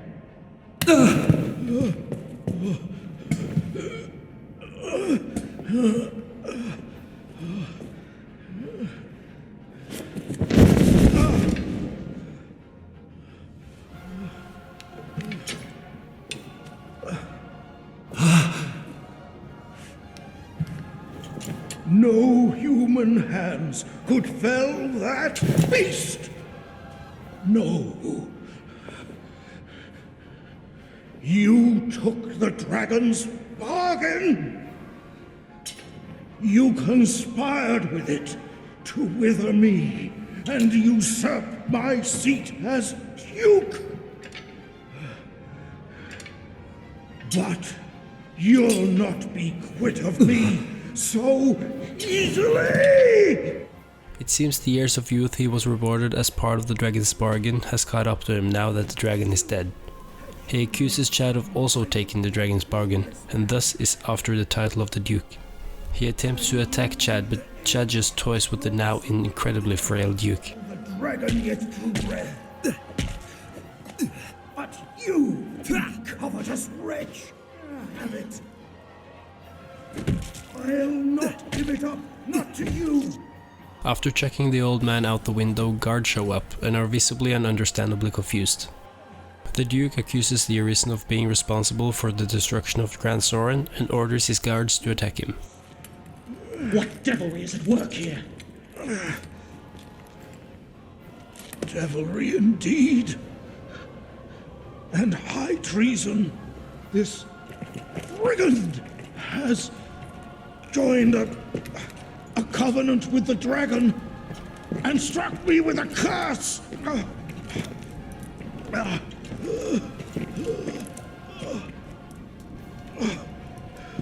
He would tell you the beast is dead.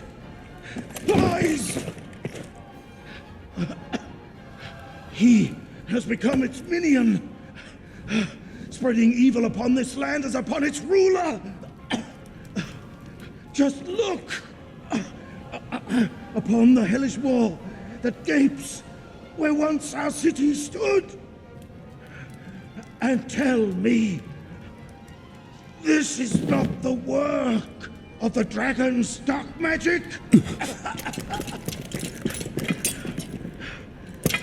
Seize this traitor at once! Chad makes a superhero escape and runs out the gate.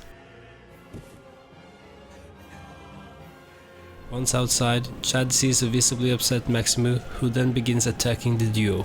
I knew you for a villain!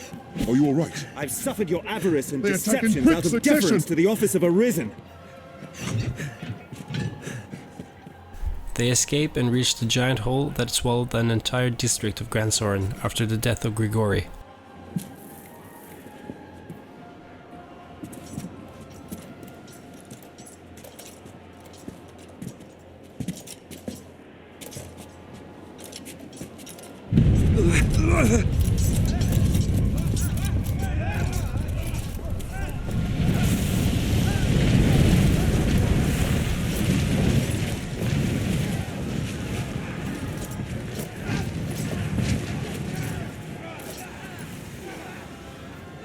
There's a truth you'll find staring back from this world's utmost depth.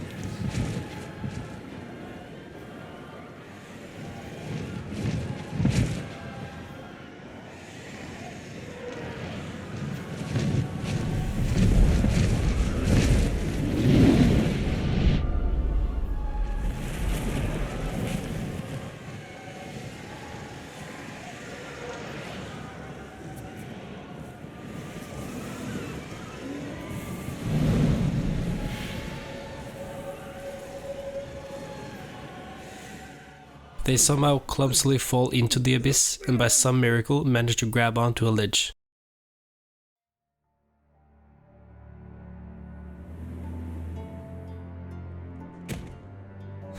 Oh my god, the animation is impeccable.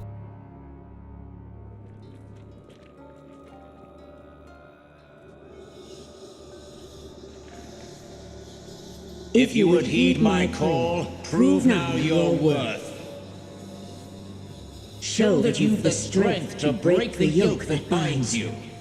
Here, the power couple is introduced to Kins, who tells them that this is the Everfall and that in order to have the chance of ending this cycle, Chad and Jesus need to collect 20 wake stones. Please, take this. My mistress gathered their like as she sought her way through the depths. She died as she was done. If you would take up her task, pray bring them here to me. I trust that you will see my mistress' will done. If only the blacksmith's son could have waited a bit longer. Chad and Jesus venture forth and enter the first chamber of the Everfall, the aptly named Chamber of Confusion. Here they finally see the culprit behind the Japanese adult film when they first entered the pit below the Pawn Guild.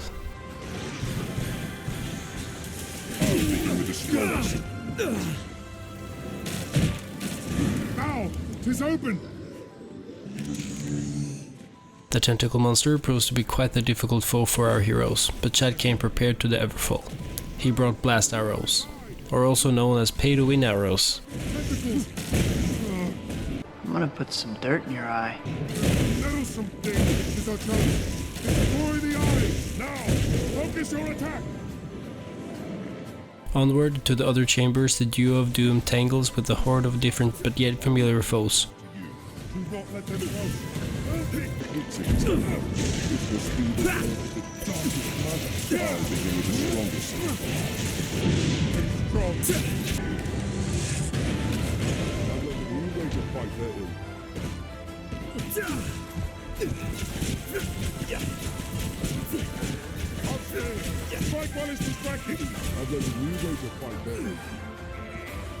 All while collecting wake stones and wake stone shards for Kins.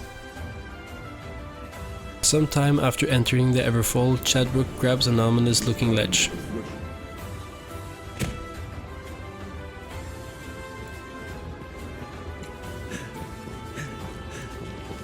He enters and is faced with a huge arena. Definitely a boss room. His spider senses tingle and he books it out of there. Beach Jesus proves to be quite valuable in the Everfall and makes minced meat out of a number of foes in the different chambers. So does Chadwick. They both seem to become accustomed to the senseless killing and slaughter.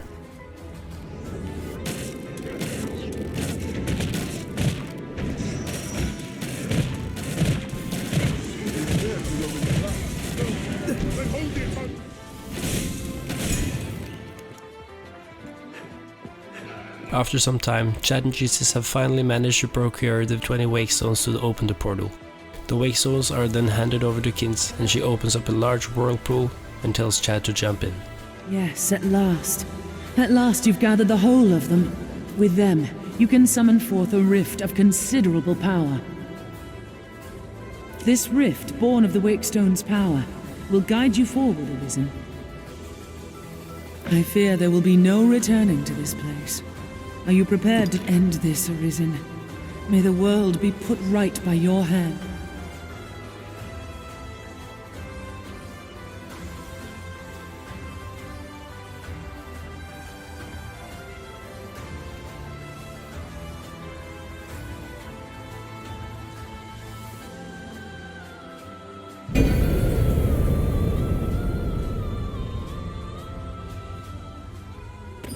I feel more familiar with this quest now.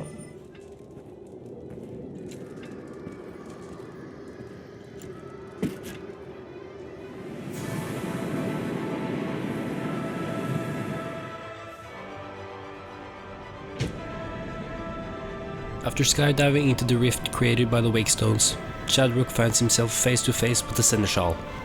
Basically God, for what I've gathered at least. The Seneschal challenges Chadwick's will to survive and they begin their fight.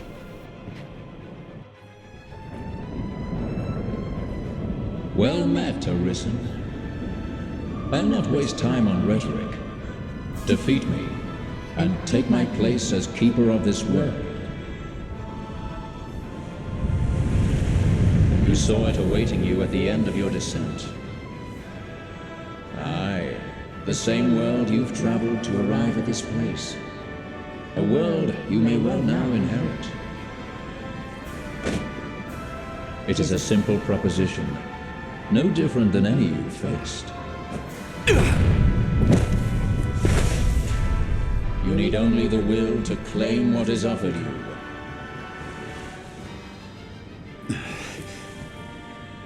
The will to survive. Yes, fight, Arisen, as you e'er have fought in Canada. However, the Seneschal has not taken into account that Chadrook is a god himself and gets pretty much beaten to a pulp.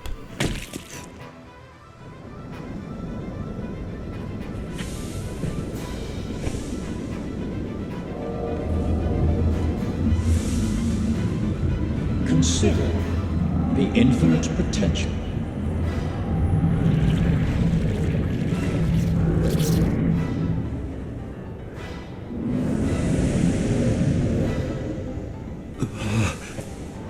Just as you call forth pawns, so I command all life into existence. Call it divine creation if you must, but expect none of the mercy men seek in their gods. This is cold truth, the unbending reality of a world without compassion.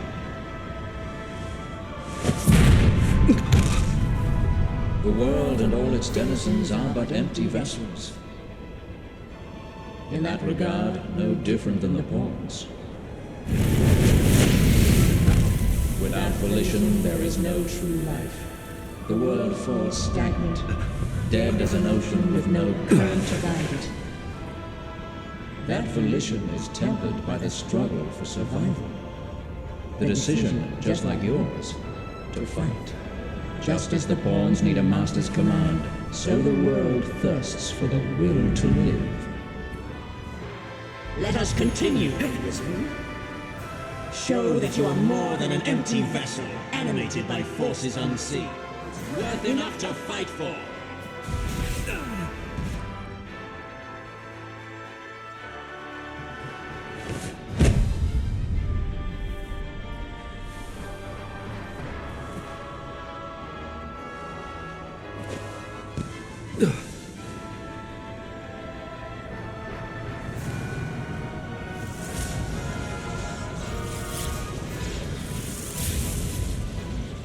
It is time to decide. Will you claim your right as Arisen, or shrug the burden and seek peace in oblivion? Just so, one foot after the next, come what may. That is what it means to live. Turn back now, and I will grant you a merciful death. The choice is yours, Arisen. Yours alone.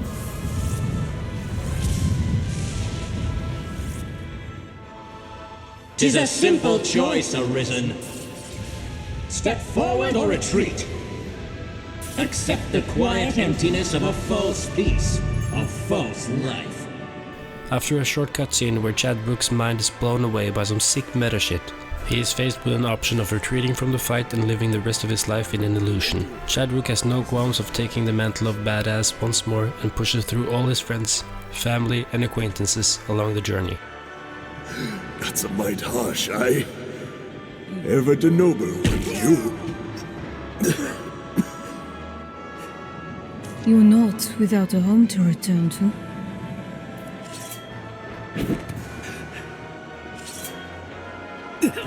My! 'Tis too great an honor for one of my stature. Why this hesitation, sir? You've aught to protect, do you not? This. Why? This What is is your it drives answer. you so?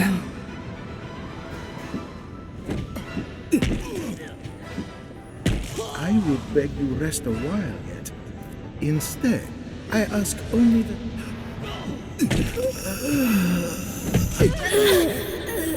Goodbye. I was always so afraid. All I asked was to be at the side of those I loved. All I ever asked. Chad reaches the Seneschal, and they duke it out once more. You are close now. So very close to me.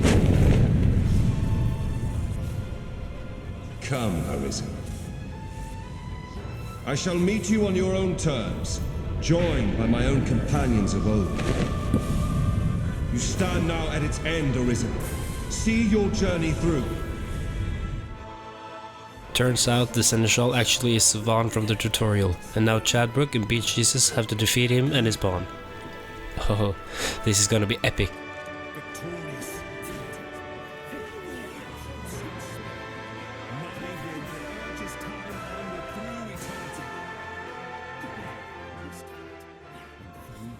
After 2 or 3 strikes, both Soren and his pawn are defeated. Yeah.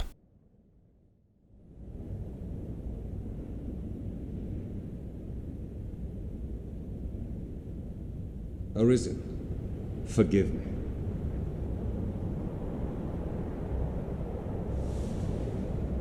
All I've done was to test your will. It is the fate of all Arisen. You and I are swept up in the current, same as the rest. Each tempers the volition of the next, and the endless cycle continues.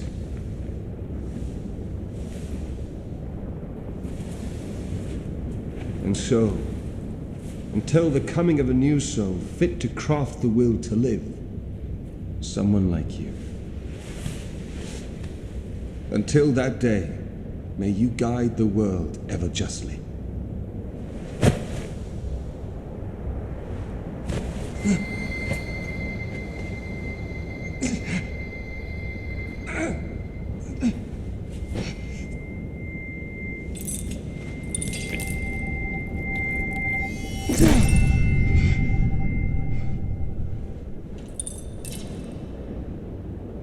I present you with the Godsbane blade. Those who arise to oversee this world are undying, save by this brand's kiss.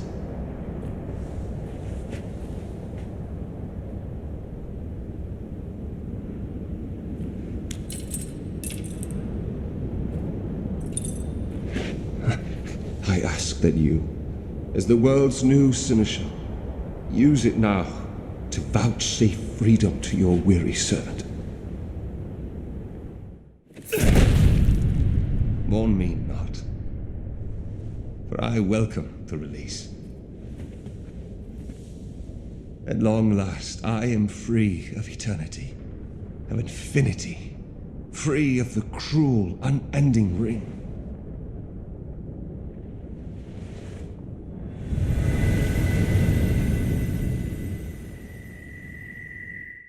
The defeated Soren tells Chad to pierce his heart to help him out of the cycle. Once that is done, Chad now has access to the throne of the Seneschal. He sits down and is transported to Cassardis. However, he can no longer interact with the world anymore.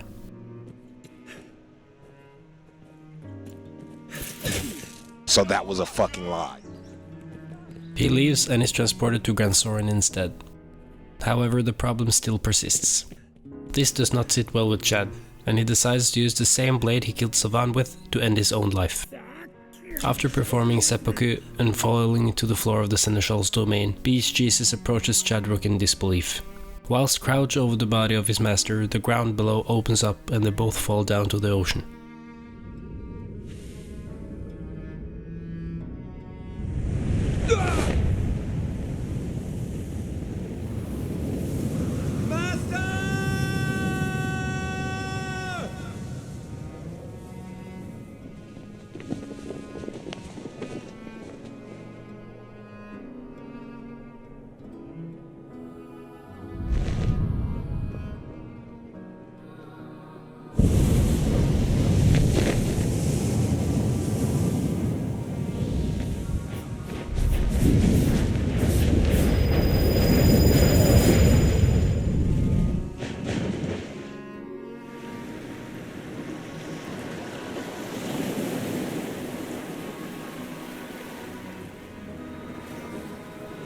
Master!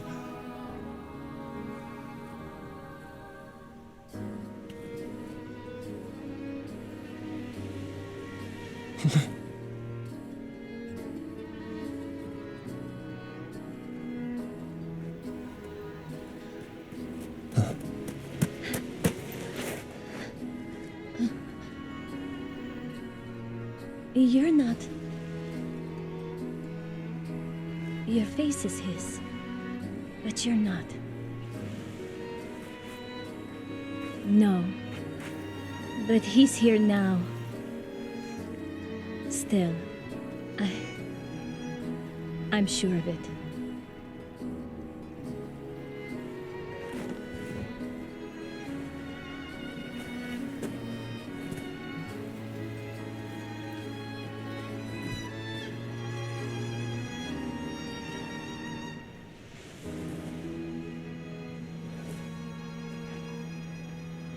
There's no denying that I'm pretty influenced by my love for this game. However, I have tried my best to point out flaws I feel are worth pointing out.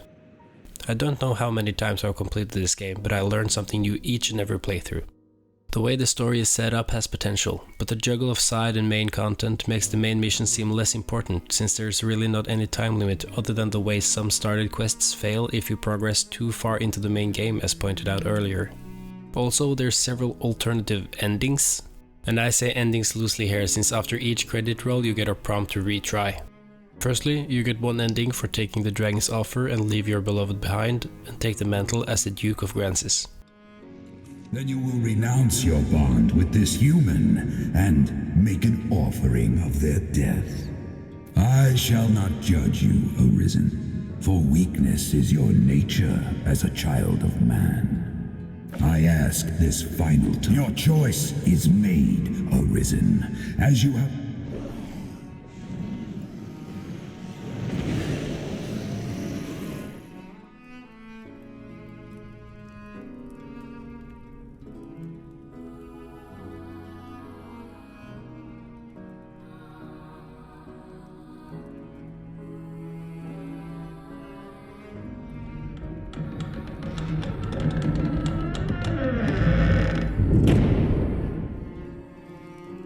Secondly, you can get one ending if you by some miracle manage to die by the hands of the Seneschal. I'll just show it to you.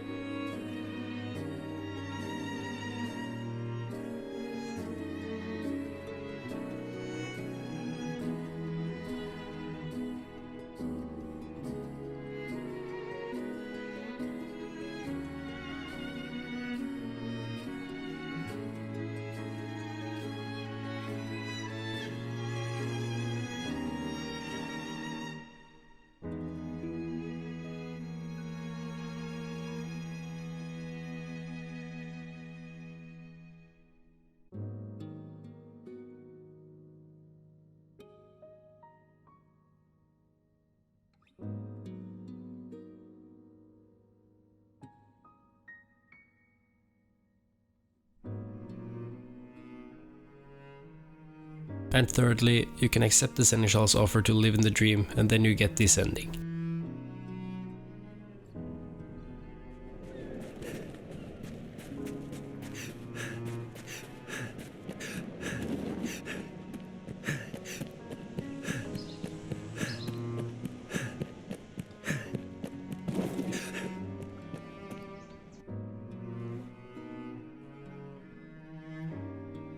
Then fear has bested you as well. So be it. Go and seek your peace, your guttering beacon in the churning dark. And I shall await the coming of the next.